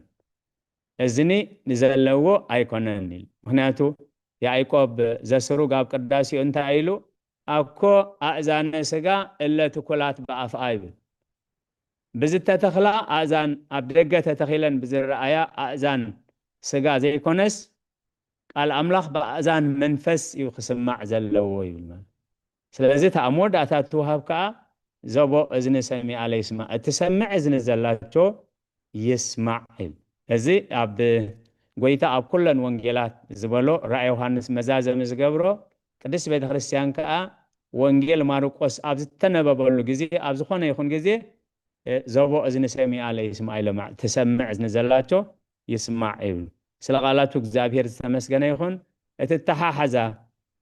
እትተሓሓዛ ኣብዘን ሸውዓተ ቤተ ክርስቲያን ከነንብቦ ከለና እንዳተረዳእና ኸይድ ከደግመየ መጀመርያ ጎይታ መንነቱ እዩ ዝገልጸሎ ተቀዳመይቲ መንነቱ እዩ ዝገልጸሎ ንነፍስ ወከፍ ንምንታይ መንነቱ ዝገልጽ ንኣብነት ሳውል መኒኻ ክብሎ ከሎ ኣነ እትንስኻ ትሰጎኒ ዘለኻ ክርስቶስ እየ በዚያ ጥራይ ታጻዋዒቱ ተመለኽቲ ክትመሓላለፍ ኣነ ኣምላኽ አብርሃም ኣነ ሰማይን ምድርን ዝፈጠር ከንተ ኢሉ ንሱ ብትሕቲ ገማልኤል ተማሂርዎ ይሕቶ ዝበሃል ይብሉን ማለት ስለዚ መን ኢኻ ንስኻ ምስ በሎ ኣነ እቲ ንስኻ እትሰጎን ዘለኻ ክርስቶስ ስለ ቃላቱ እግዚአብሔር ዝተመስገነ ይኹን ስለዚ መጀመሪያ መንነቱ ይገልጽ ንዓናውን ሕጂ ማለት ካልኣይ ነቲ ዘለዎም ነቶም መራሕቲ ቤተ ክርስቲያን ነቲ ዘለዎም እዝንዝን ኣለካ ዝንዝን ኣለካ ዝንዝን ኣለካ ዝንዝን ኣለካ እንዳበለ ነቲ ዘለዎም ነገር ኣፍልጦ ይህቦም ማለት ይትረፍዶ ኣምላኽ እንዳ ኣምላኽ ዝኣክል ሰብውን በዓል ንውዕለትካ ከይረስዐ በዓል ዝውዕለት ይኻይሉ ከም ስጋ ደስ ዝብልና እዩ ማለት ንዓቶም ከዓ ንኸንቱ ከም ዘይፀዓሩኻ ይርድኦም ሳልሳይ እቲ ዘለዎ ጉድለት ማለት እዝን ረኺበልካ ኣለኹ እቲ ናይ ቀደም ፍቕርኻ ገዲፍካዮ ኣለኻ ይብሎ ነቲ መጀመርያ ዝረኣናዮም ተዘኪርናዮ መራሒ ቤተ ክርስቲያን እቲ ናይ ቀደም ፍቕርኻ ሕጂ የለን እንዳበለ እዩ ዘጠንቅቆ ማለት እዚ መጠንቀቕታ እዚ ብድሕሪኡ ምናልባት ተወቂሰ ድሕሪ ሕጂ ኣምላኽ ኣይቅበለንን ኢልና ተስፋ ከይንቆርፅ ምእንቲ ቀጥታዊ ተነሳሕ ዝብል ማለት ተነሳሕ ንቑሕ ኩን ተነሳሕ ነዘለካ ኣጽኒዕካ ሓዞ ኣኽሊልካ ከይዝረፈካ ኣጽኒዕካ ሓዞ ነቲ ዝጎደለካ ተነሳሕ የዕርዮ እንተ ተነሲሕካ ናብቲ ናይ ቀደም ክብርካ ክመልሰካ ዝብል እቲ ራብዓይ እንደዘይ ተነሲሕካ ማለት ሰብ ነቲ ንስሓ ሰሚዑ እንተ ተቐቢልዎ ናብ ሂወት መፂሎ እንደዘይ ተነሲሑ ልብ እንተተሪሩኸ እንደዘይ ተነሲሕካ ንቐንዴልካ ካቦቱ ኣልዒለ ክድርብዮ እዩ ስለዚ እቲ ሓሙሻይ እንታይ እዩ እንተዳኢልና ምስዓርን ዝስዕሩን ዝሰዓሩን ስለ ዘለው ነቶም ዝስዕሩ ዝወሃብ ተስፋ ኣብ ክርስትና ህይወት ጉዕዞ ቅልስና ስለ ዝኾነ እቶም ሰማዕታት ነዚ ዓለም እዚ ገዲፎም ኣነ ክርስቲያን እየ እንዳበሉ ብሓዊ ክልብለቡ ብሰይፊ ክምተሩ ኣብ ኣፍ ኣናብስቲ ክድርበዩ ከለው እታ ተስፎኦም ሓንቲ እንታይ እያ ዘይሓልፍ ዘለኣለማዊ ሓጎስ እዮም ኢሉ ነቲ ዝስዕር ኢሉ እታ ናይ መወዳእታ መጠንቀቕታ ከዓ እትሰምዕ እዝኒ ዘለዋቸው ይስማዕ ኢሉ ስለ ቃላቱ እግዚአብሔር ዝተመስገነ ይኹን ስለዚ እቲ ግዜ ናይ ጉባኤ እዩ 3 ደቂቕ ዝኸውን ወሲደ ኣለኹ ሎሚ ካብ ምዕራፍ 3 ብሓፈሻ ካብቶም ክልተ መራሕቲ ቤተ ክርስቲያን ካብ ናይ ሳርዴስን ፊላደልፊያን ናይ ሎዶቅያውን አንቢብናዮ ስለ ዝኾንና ክነንብብ ከለና ዋላ እንደዘይ በፃሕናዮ ብትርጓሜ ከነንብብ ከለና ካብ ዝተረዳእናዮ ገለ ክንብል ንኽእል ኢና ስለዚ ካብዚ ናይ ሎሚ ዝተነበ ወይ ካብቲ መግለፂ እዚ ተረዲኤ እዚ ኣስተንቲነ ንብሎ እንተሎ እቲ ግዜ ናይ ጉባኤ እዩ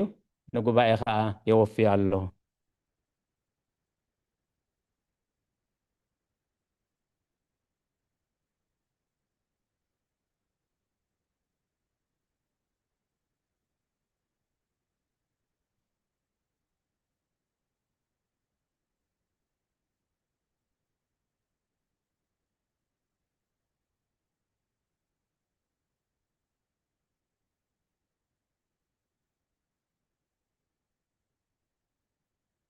حراي ناي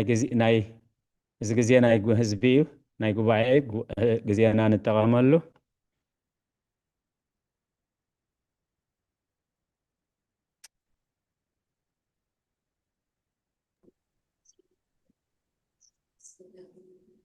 حراي حبتنا عللته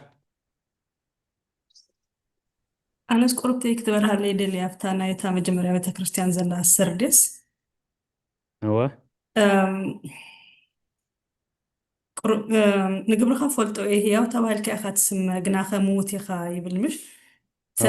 تسمو مالو 5 ساعات تكرسوس ينزف له زلو جنا بتجبرس قديلو مالو بناي أنت إذا بحال يكون المالدي بناي ناي كالوت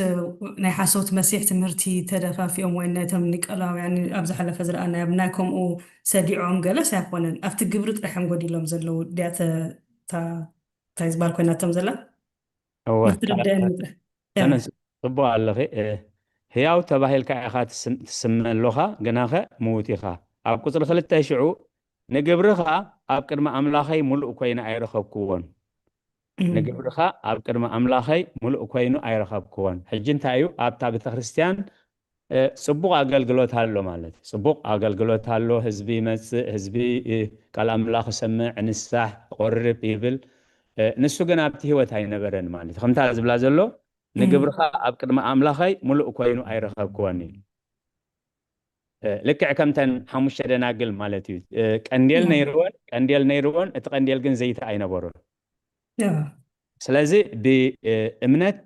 ግብሪ እንደዘይብላ ሞት ያ ከምቲ ያዕቆብ ኣብ 2:26 ኢልዎ ዘሎ እምነት ግብሪ እንደዘይብላ ሞት ኢሉ ንግብርኻ ኣብ ቅድሚ ኣምላኸይ ሙሉእ ኮይኑ ኣይረኸብክዎን ሓደ እሞ ንቑሕ ኮን ኢሉ ዝሕታለ ነይርዎ ማለት እዩ እቲ እምነቱን እቲ ግብሪ እምነቱን ካልእ ነቶም ኩሞቱ ኢሎም ዘለዉ ካልኦት እውን ኣበርታዓዮም ይብል ብሰንክናቱ ድኻም ዝተዓንቆፉ ከዓ ኣብቲ ቤተ ክርስቲያን ኣለዉ ማለት እዩ ምክንያቱ ኣብ ናይ ዘመን ሊቀ ካህናት ኤሊ ብሰንኪ ብልሽውና ናይ ደቂ ኤሊ ናይ ካህን ኣፍኒንን ፊንሃስን እቶም ህዝቢ ከዓ ነቲ ቤት ኣምላኽ ንዕቆቦ ነበሩ ይብል ማለት ነዚኣቶም ክንርኢ ዲና ክንከይድ ነዚኣቶም ክንሰምዕ ዲና ክንከይድ ብፍላይ ከዓ ናይዚኣቶም ግዳይ ዲና ክንከውን እናበላ ነቲ ቤተ ክርስቲያን ፈፂመን ዝሓረምኦ ነይረን ማለት ምክንያቱ እንታይ እዩ ቃል ኣምላኽ ተጻሒፉ ዘሎ እንኳን ንምዝራቡሲ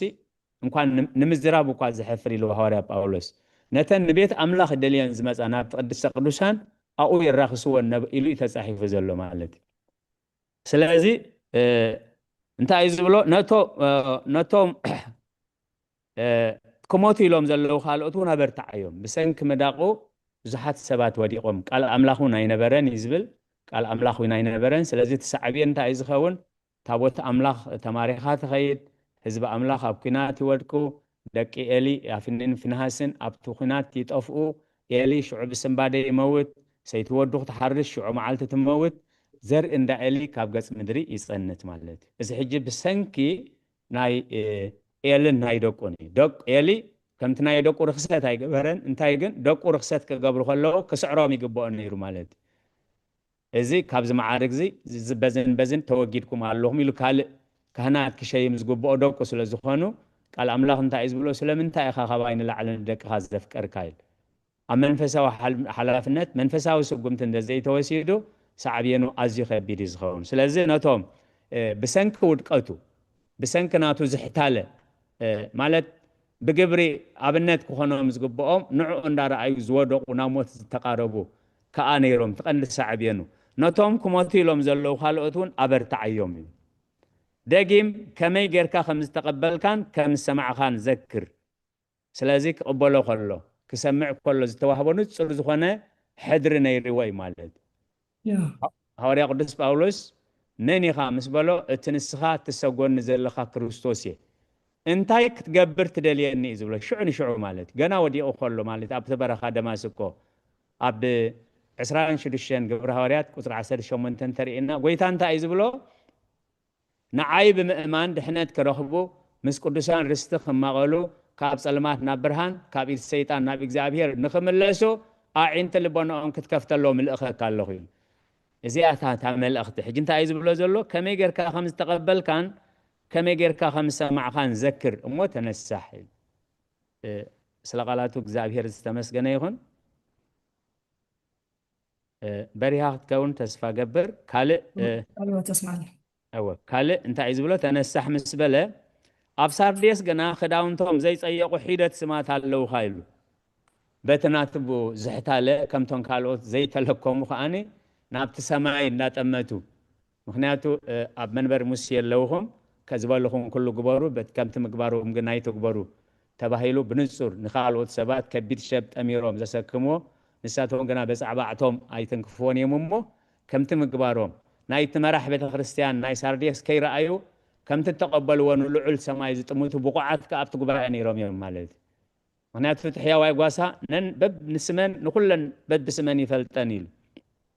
ስለዚ ብኩሎም ዘይኮኑ ተበኪሎም እንታይ ዝብል ኣብ ሳርዴስ ኢላ ኣብ ቁፅሪ 4 ዘንብብ ዘለኹ ክዳውንቶም ዘይፀየቁ ሒደት ኣስማት ኣለውካ ንሳም ብቑዓት እዮም እሞ ጻዕዳ ክዳውንቲ ተኸዲኖም ምሳይ ክመላለሱ እዮም ኢሉ ስለዚ ኣብቲ ሞት ዝበሃል መራሒ ብዙሓት ሰባት ከዓ ብሰንኪ ምዳቑ ዝተዓንቀፉ ካልኦት ከዓ ጻዕዳ ክዳውንቲ ንክኽደኑ ብቑዓት ዝኾኑ ከዓኒ ኣብኡ ከዓ ኣለዉ ማለት ስለ ቃላቱ እግዚኣብሔር ዝተመስገነ ይኹን በሪኻ ክትከውን ተስፋ ገብር ዕልልታ ሓብትና ቃልዮ ተስማዕነኩም ኣራይ ስለ ቃላቱ እግዚኣብሔር ተመስገነ ይኹን ሓውና ዲያቆን መሓሪ ኢድ ሓፊላ ኣላ ናይ ሕጂ ደ ትኸውን ናይ አንተ በይ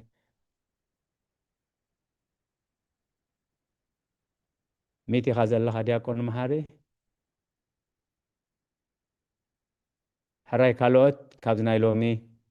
زستنتنايو زتردأنايو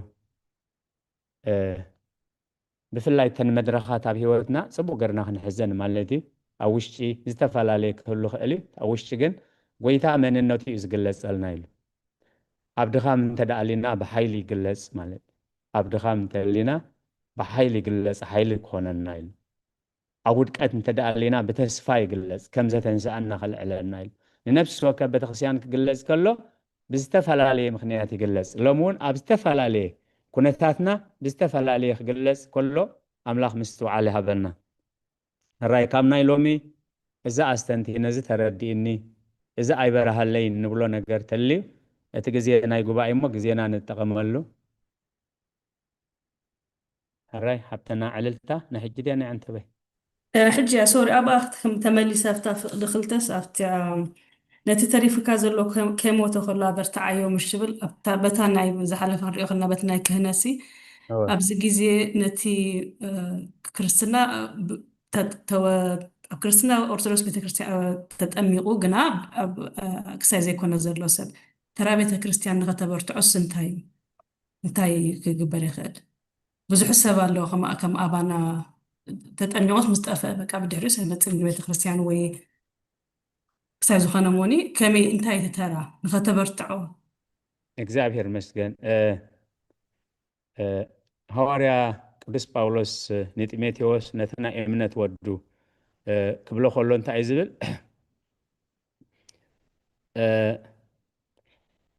ኣብ ቀዳማይ ጢሞቴዎስ እዚ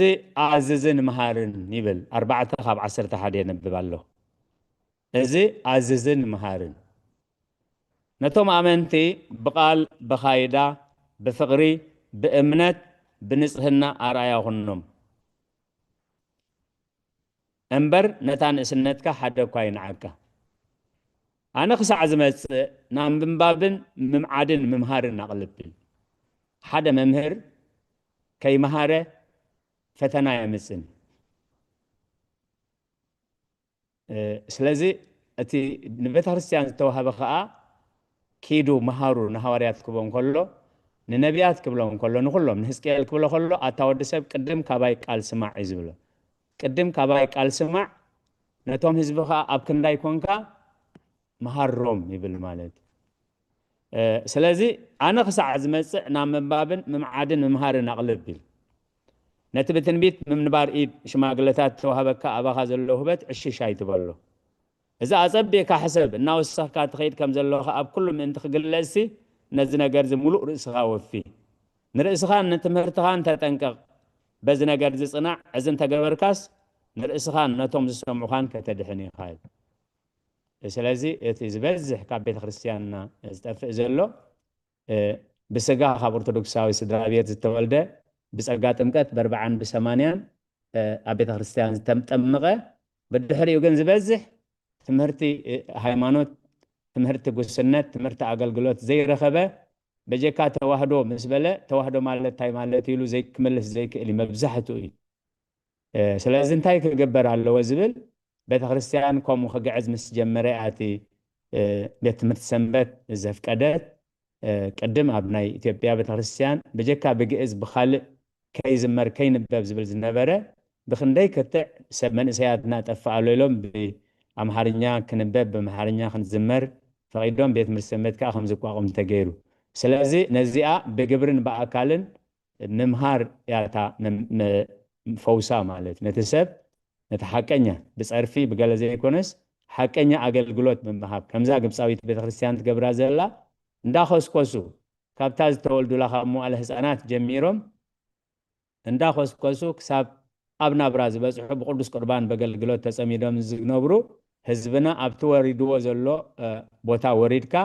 نحزب نعمسيلكا مقلقالي تي نخابانا زصبه مالت تملي شاخد كون تسفا قبر على التحبتي أمل شاخد الرأي سلقالات وزاهر السمسقنا يهون حدا خابز حجي زقبر زلو ناي هيمانة أبو قلقلو تخون ناي مصنعتي مصحف قدس خون نتي حزبنا بقرب بيت أملاك مس زي كأل ناتي بورا تراي نقال أملاك زفلتو بفلاي الزنايا بوتات ترقامي انتهي لا بتخرسيان ترقمو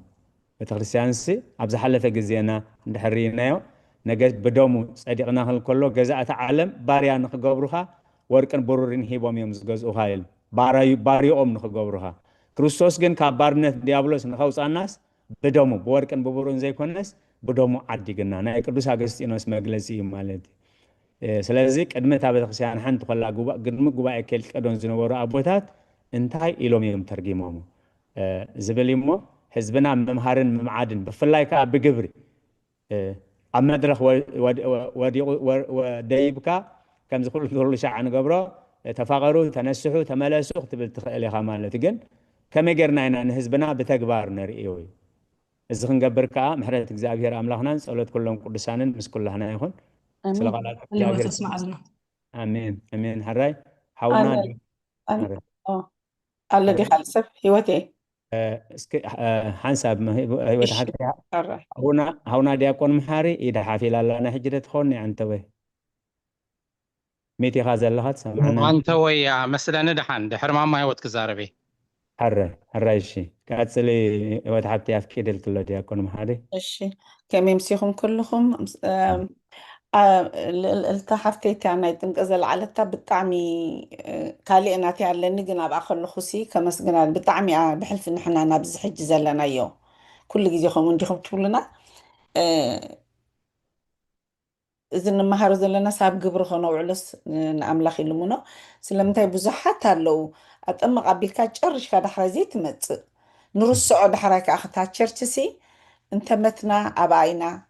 أنت خلنا تأمق أباينا خلنا مرعى أباينا مو أنت عشمية بلنا أنت حدا نقر قبر أبينا نخير دحرين من لسا إذا معدز حقوسن ماي تشرش مسوالو ولا ينتوسي بتاخ إلوتون كستاي قبر يا ماما thank you اللي التعبنا حتصب غيركم قاليتكم لنا بطعمي أخسايز قبراني ري أنا قد زلات إنني إشتي أبتا قصر شوعتي قصر شمانتن نقول في كستنت ناخر لغسي مزح جنهنا نعنا خنتا ايزي أبزل لنا يغسي كما جرنا نزي كنصرح نخيل ناب أملاخ محبر فيلادلفيا صحف اتي قدس حقنا مرحو داويد زلو نسو مس كفته حد أكوا زي عدسو نسو مس عدسو حد أكوا دي كفت كم زي بلالو نقبرخا افلط اللخو عقمها حيدتيو نقالي حلي خيو نسميون أيك حد كايو نمو إنه حدا أكوا خزقوعو زي كفات دقة هبكا الله هبكا كون دقة هبكا الله حجزي آخر بالآخر لغسي أبزي نقرنا الله نسوسي نحر حنساب كفي تواس عصوانيو انت عصواخ انت أتبل حدا أكوا زعص نسو انت خفيت واس حدا زعصوا إلا نسو تعزوا واخا حدا زخفتا إلا حجزي أسي انت أترينا ديابلوس كل جزي اللهم سنة أوكي حجي خمت أبتا قلت لنا خلهم وينكم عيلكم نيركم تا ديابلوس مسانا خمزولو كل جزي أبزا بايبل أبزخونة تتكاسيا جن انت أتدلي زي أنا هنا اتنا هنا بتصقتنا هنا تعشموتنا هنا نقحت كذلينا يتسعج تنو مهاروسي صغير كاتراي تماهر كازم خازي كونس كند قادر تخون اب قبر خنوع له حجي تنك حل خمالتي بسؤاله تخون بنسحاكم كم زختبلونا تصنحكم حجي بزنا نجا ابتخالي تخانتا يبلالو نقبرنا كل يفلطي كان بالكاو نهدم عين خلنينا بس أنا زرت زلو حجة أبزنها ما زمن قل بتعمي زقر مني حد جزي ولا بتي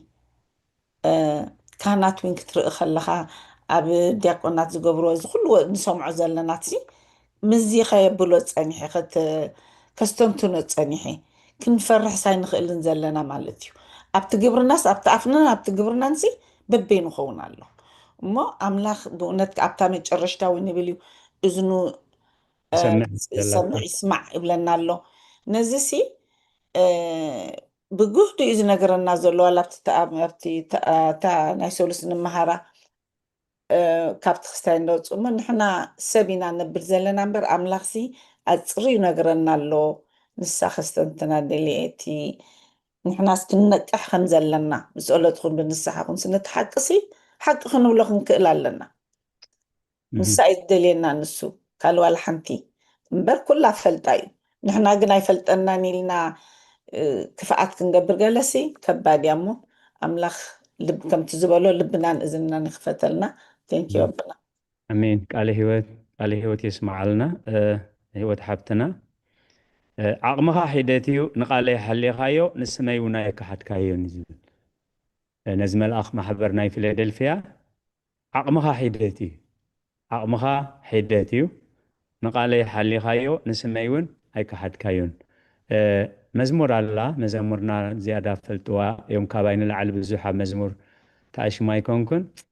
جن عقمنا حيدتك وأنت خنا عقمنا حيدتك وأنت خنا نقالك جنحلينا يو نسخ دما ما نمزي عزو كفو تدقه بكانا عقمنا حيدتك وأنت خنا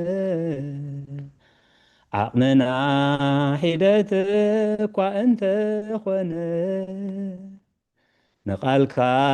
جنحلينا يو نسخ دما ما نمزي عزو كفو تدقه بكانا سلقالاتو እግዚአብሔር ዝተመስገነ ይኹን ዓቕምኻ ሒደትዩ ንቃለይ ሓሊኻዮ ንስምካውን ንስመይውን ኣይከሓድካዮን ይብል እዚ ከምቲ ቶም ዝነበርኩም ትሕብሩና እዚ ቤተክርስትያን እዚ ክምስረት ከሎ ክሳብ ቤተክርስትያን ዝግዛእ ዝነበረ ቅልስ ክሳብ ማዕጠንቲ ስለ ዝዓጠንኩም ካብ ቤተክርስትያን ትክ ስለ ዘትከኽኩም مخفتل سلازمسو أنا أصب زخباب مسألة وصلنا كيدولنا زبل كسب بيت خريستيان زمسرت زنبرة كلش كم تتحبرونا نايت مال تاريخي بيت خريستيان مستمسرته بيت خريستيان مسجز از بيت خريستيان بدحري وزمسة كسبنا ببيت فرد زبسها مكففال زتخفل واقع أملاخ عند زي كفتونيرو أي متسجرن بفلايكا كاب كلتشحن حموشن مستوم نايزبن حيالات ينازب بهالو بركيقن بحايلن زقبر زنبرة عبز بيت خريستيان قوانسي بسبب تمسريت اندزخون شعور فريس محلو مالد فلزي زابير مسجن نسو مسعاز أوا كخفت زي كئل نسو مسكفت تخاعصو زي كئل كفوت أفدق يبكالو خوي بلمو نازي تسفاز ناتمتنا نتنايت مال إذا حلف فتناتات ناتمتنا حجون ناوت رايك نتمت أب ناي بتخرسياننا قد يخون أب ناهيوتنا خون أب حدارنا خون أب علتاو من نبابرنا خون كمتا حبتنا رزنت حاجزنا أملاخي سيطان كيس عرني دخنتي باريا خان دزي حاجز كاني قروم زخونا مس وشتنا زتحز أزميرات الناموس الغالات وزاهر السمسقنا يخون هيوت حبتنا هراي حاونا دياقون مهاري نبخا شي سلسوابن عدل مسجن نيشتياتا ناتي يزي بلنان مسلني أبتا قصر حادة أبتا موداتا لاين هياو تباهيلكا تسمع اللغة قناقة موتيقا تبل زعبازياني شيك بالدلي أزيا أقدا سيتاب هيوتنا أب كريستنا هيوت أزيا كل سبب كستوعب اللان كتنقلان زلو نقر سلازخونة ينزي أختقصاد ليه هي أو تباهيلك أخذ تسمع قناقة موتيقة أجزاء كل سبب every day أبي هيوتو تشك قبر اللوه نمباليه مغنياتو سب صادق تحوت مسكين بروخ كمزي لسمايك سقلك أخلي أبكن مجزيابيهر كخوم وديه إلنا نفسنا خنمرمر لنا كل جيزة مغنياتو ترجم يبلون أبكن مسب سماي تسقيل كاسب سماي سقيلك ኣብ ቅድሚ ኣምላኽ ሙት ትኾንካ ኣምላኽ ኣብ ቅድሚ ሙት ኢኻ ምንም የብልካን እንተይልካ ኣብ ዝለዓቢ ክሳራ የለን ስለዚ ሰብ ድኹም ሙት ሰነፍ ክብለካ ኣብ ቅድሚ እግዚኣብሔር ህያው ኮንካ ክትርከብ ይበልፅ እሞ ኩሉ ግዜ ነብስና ክንፍትሽ ከምቲ ሰባት ዝብሉና ዝንእዱና ኣብ ላዕሊ ሰማይ ድሰቕሉና ህያው ድብሉና ህያው ድገብሩና ከምኡ ዲና ኣብ ቅድሚ ኣምላኽከ ኢልና ኩሉ ግዜ ነብስና ክንፍትሽ ይግበአና ንኽብል ኢለ ቃል ህይወት ተስማዕሊ አሜን አሜን ሓውና ዲያቆን መሓሪ ኣዝዩ ጠቃሚ ሓሳብ ኣዝዩ ጠቃሚ ምኽሪ እዩ ኣብ ልብና ይሕድሮ ራይ ግዜና ኣክል ኣሎ ኣቦና ኣቤ ቀሺ ዮሃንስ ቃል ምዕዳን ገይርኩም ብጸሎት ክትዓጽውልና ናብ ኣውደ ምህረት ብክብሪ ይዕድም ራይ ድራ እግዚአብሔር አምላክ ከመይጠኒዕኩም ከመይ ኣለኩም እዚ ማዕዲ ወንጌል ሎማዓንቲ ተሳቲፈዮ ንኣምላኽ ኣመስግነዮ ብዙሕ ተማሂረ እግዚአብሔር ኣምላኽ ከዓ ከምቲ ቃሉ ከምቲ ቃል ኪዳኑ ንቃልካ ብሓቂ ለይትን መዓልትን ዝምርምሮ እሱ እዩ እቲ ቃላት ኣምላኽ ንሂወት ዝኾኖ ማለት እዩ ትምርምሮ ከለኻ ንሂወት ኢልካ ኢኻ እምበር ንረብሓ መሬታዊ ወይ ከዓ ብመንፈስ ጀሚርካ ብስጋ ክትጉዳእ ኣይኮነን ቃል ኣምላኽ ብሓቂ ክንነብረሉ እዩ ስለዚ ስለዝመሃርኩምና ስለዝዘመርኩምኦ መዝሙር ስለ ኣገልግሎት ስለ ተሳትፎ እግዚአብሔር ኣምላኽ ሰማያዊ ዓስቢ ይሃብኩም ሓንቲ ቃል ኣምላኽ ካብ ናይ ፊላደልፊያ ቤተክርስትያን ክጠቅስ እንተኾይነ ንቃለይ ሓሊኻዮ ንቃለይ ሓሊኻየልዎ እዚኦም መራሕቲ ናይ ቤተክርስትያናት እዩ ክርስቶስ መራሒ ናይ ቤተክርስትያን መርዓዊ ቤተክርስትያን ክርስቶስ እዩ ይስማዕ ኣሎ ኸ ወስማዕ ኣሎ ጽቡቕ ስማዕ ኣሎ ቦነ ኣራይ ክብርና ኣምላኽ ይኹን አሜን መርዓዊ ቤተክርስትያን ብላዕሊ ኮይኑ ዝሕልዋን ናይ ኩላትና ጓሳን ክርስቶስ እዩ ኣብ ትሕቲ ክርስቶስ ግን ሰባት ጓሶት ኮይና ነገልግል ኣገልገልቲ ኣለና እዞም ኣገልገልቲ ከዓ ናይ ብሓቂ ፀብፃብ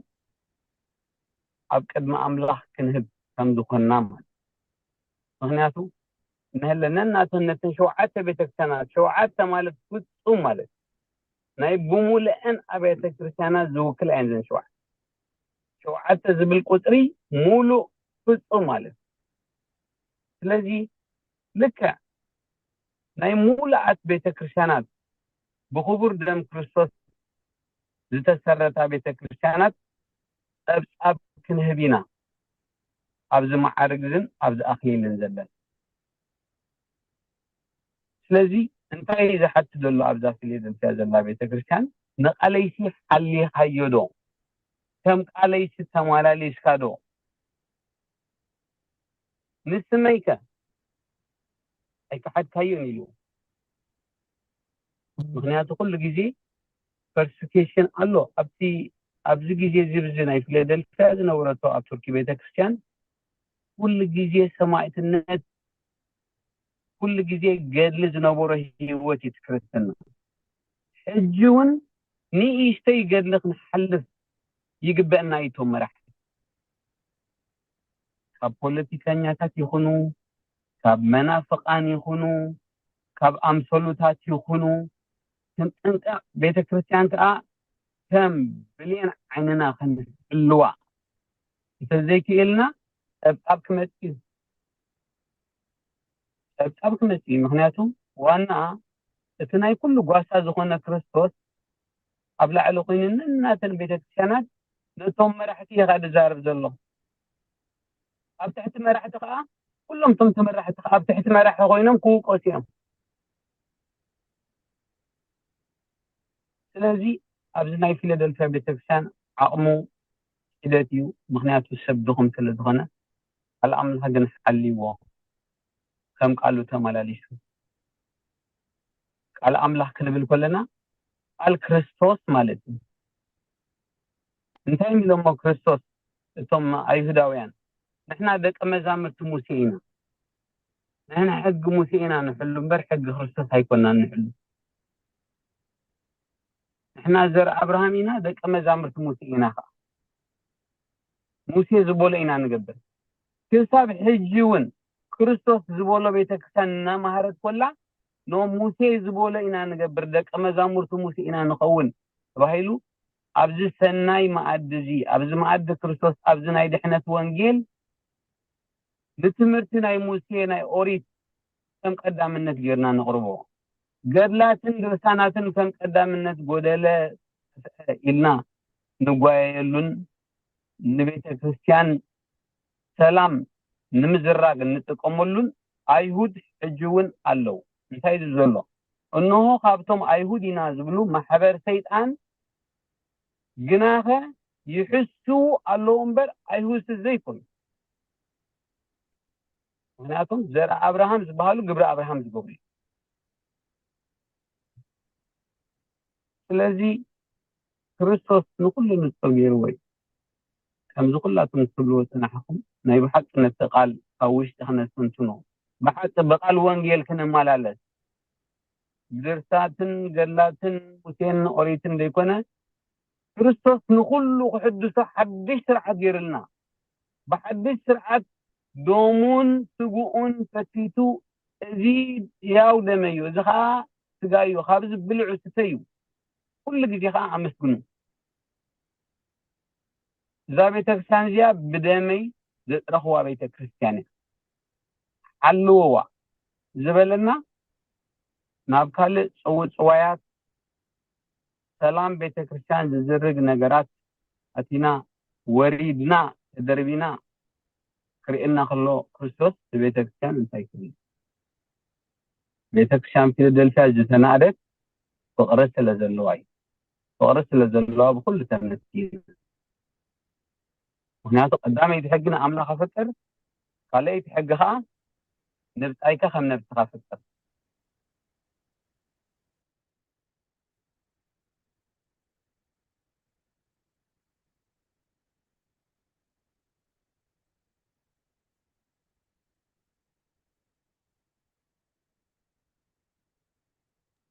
أكيد أبونا وجه مثلاً أوزياتهم الله مثلاً أكيد سوا أبونا يتسمعني هم زلهم قال هو يسمع لنا أبونا سمع الله ده حج مسيهم اللهم أبونا أنا ديس أنا حبيبي مسيه ولا تلاوي ثاني أنا حكم يوم زوم يزار سلاز بلد يا يلا الأخوان سني حتى خدعته يا دعان لا تبقى سمع سني كارتا قدمنا حفتنا هي حتى هي أنا التحفتنا من السواق اللغم يا مسلني شعو آتيا جن تلاي متعشمو تكمل لا سلزلقو زي جي بي اس تكمل لا سلزلقو يا سمع سني حما دعان أبو شوان استتملشوا صلوات وصولنا أنا قزيادة إذا أتقول سلام قبل يقرأت هذا ما تحدث إليه أبن دحزن سلز غركي يقرأتها وشي يوهانس ونهلا ورقاقيس استزار ربنا دوم قيمو يقرأتها قال أنت أخبري لقدم بصلوات معصاونا نزمت في ظلو حموس كونفرنس سلزلو እቲ ኮንፈረንስ እውን ንኩልና ስለ ዝኾነ ኣብዘ ዘለና ይቆይና እውን ክንከታተሎ ስለ ዝኾና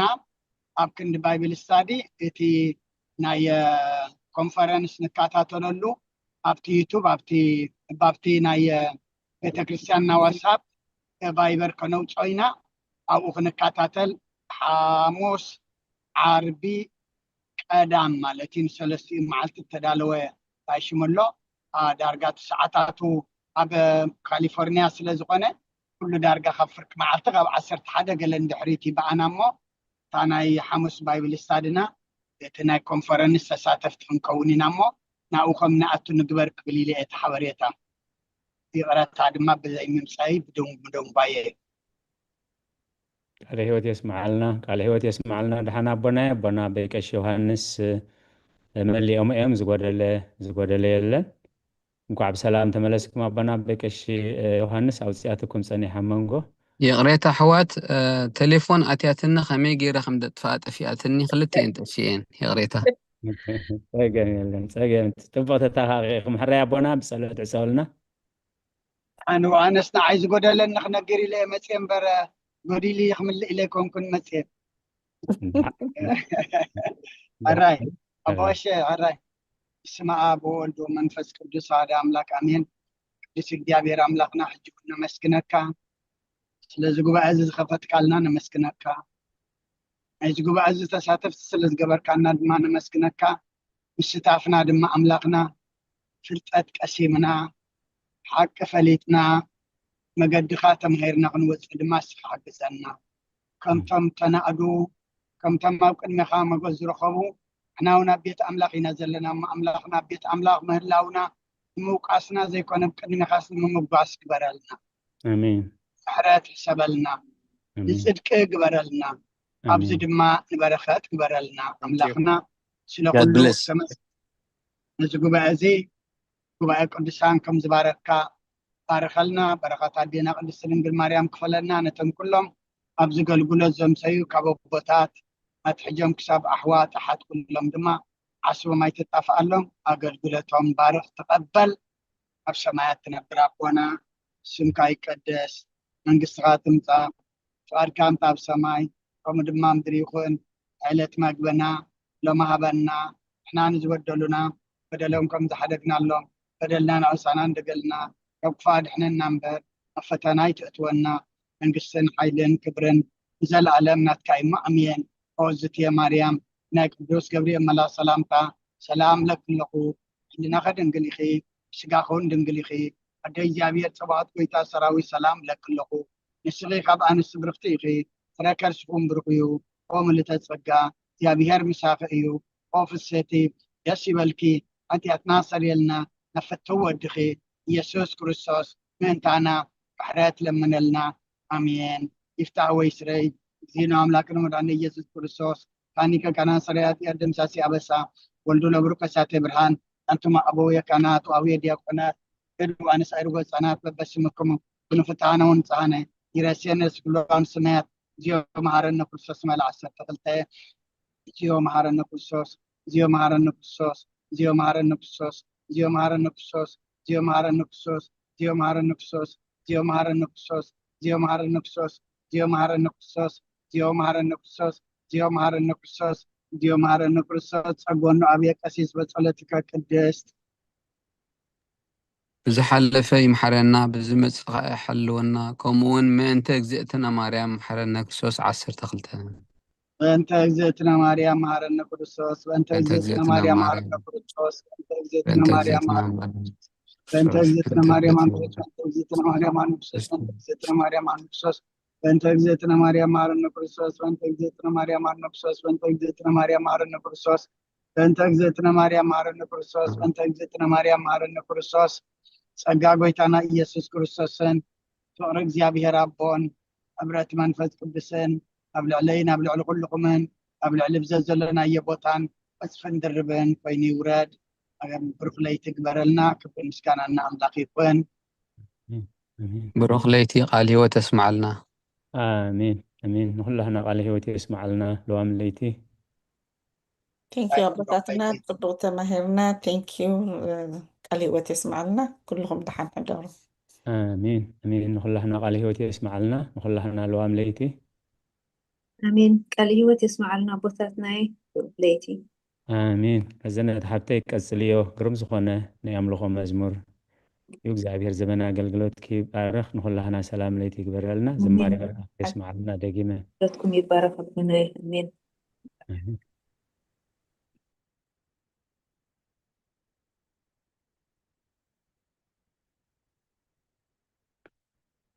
ራይ ዝኸበርኩም ህዝቢ እግዚአብሔር ነዚ ቅድስት ቤተ ክርስቲያን ትህቦ ኣገልግሎት ብጥባዓትን ብኣንቃዕድዎን ብህድኣትን ግዜኹምን ስራሕኩምን ዕረፍትኹምን ኣወሃሂድኩም ክትከታተልዎ ዘምሰኹም ክሳብ ሰዓት እዚ ብድሓነ ሰላም ጀሚርና ክንፍፅም ዝረዳእና أملاخنا أملاك قدسان ناي بحر مسغانا يبصحيو نعاخاتكم تم بالطبعات كتكاتاتل وزمسخم كأت بحبو زر إግዚአብሔር سيت صادقان أسبت هوتان خفلكم كمتن لومي بسلام عقيبو بسلام جميرنا بسلام كنود زردعنا نزمت صغباينا بدحنا سلام عقيبو بخمزة أقلقلوت كنساتفنا إግዚአብሔር ቅዱስ فقاد يخونلنا نتوم ليتنا زخونه سلام ليت يقبرلنا نتوم معالتهم زخونه خا ناي برخات ناي سلام ناي قسانت ناي سالوطو معالت يقبرلكم سلام قنيو بسلام الراخبنا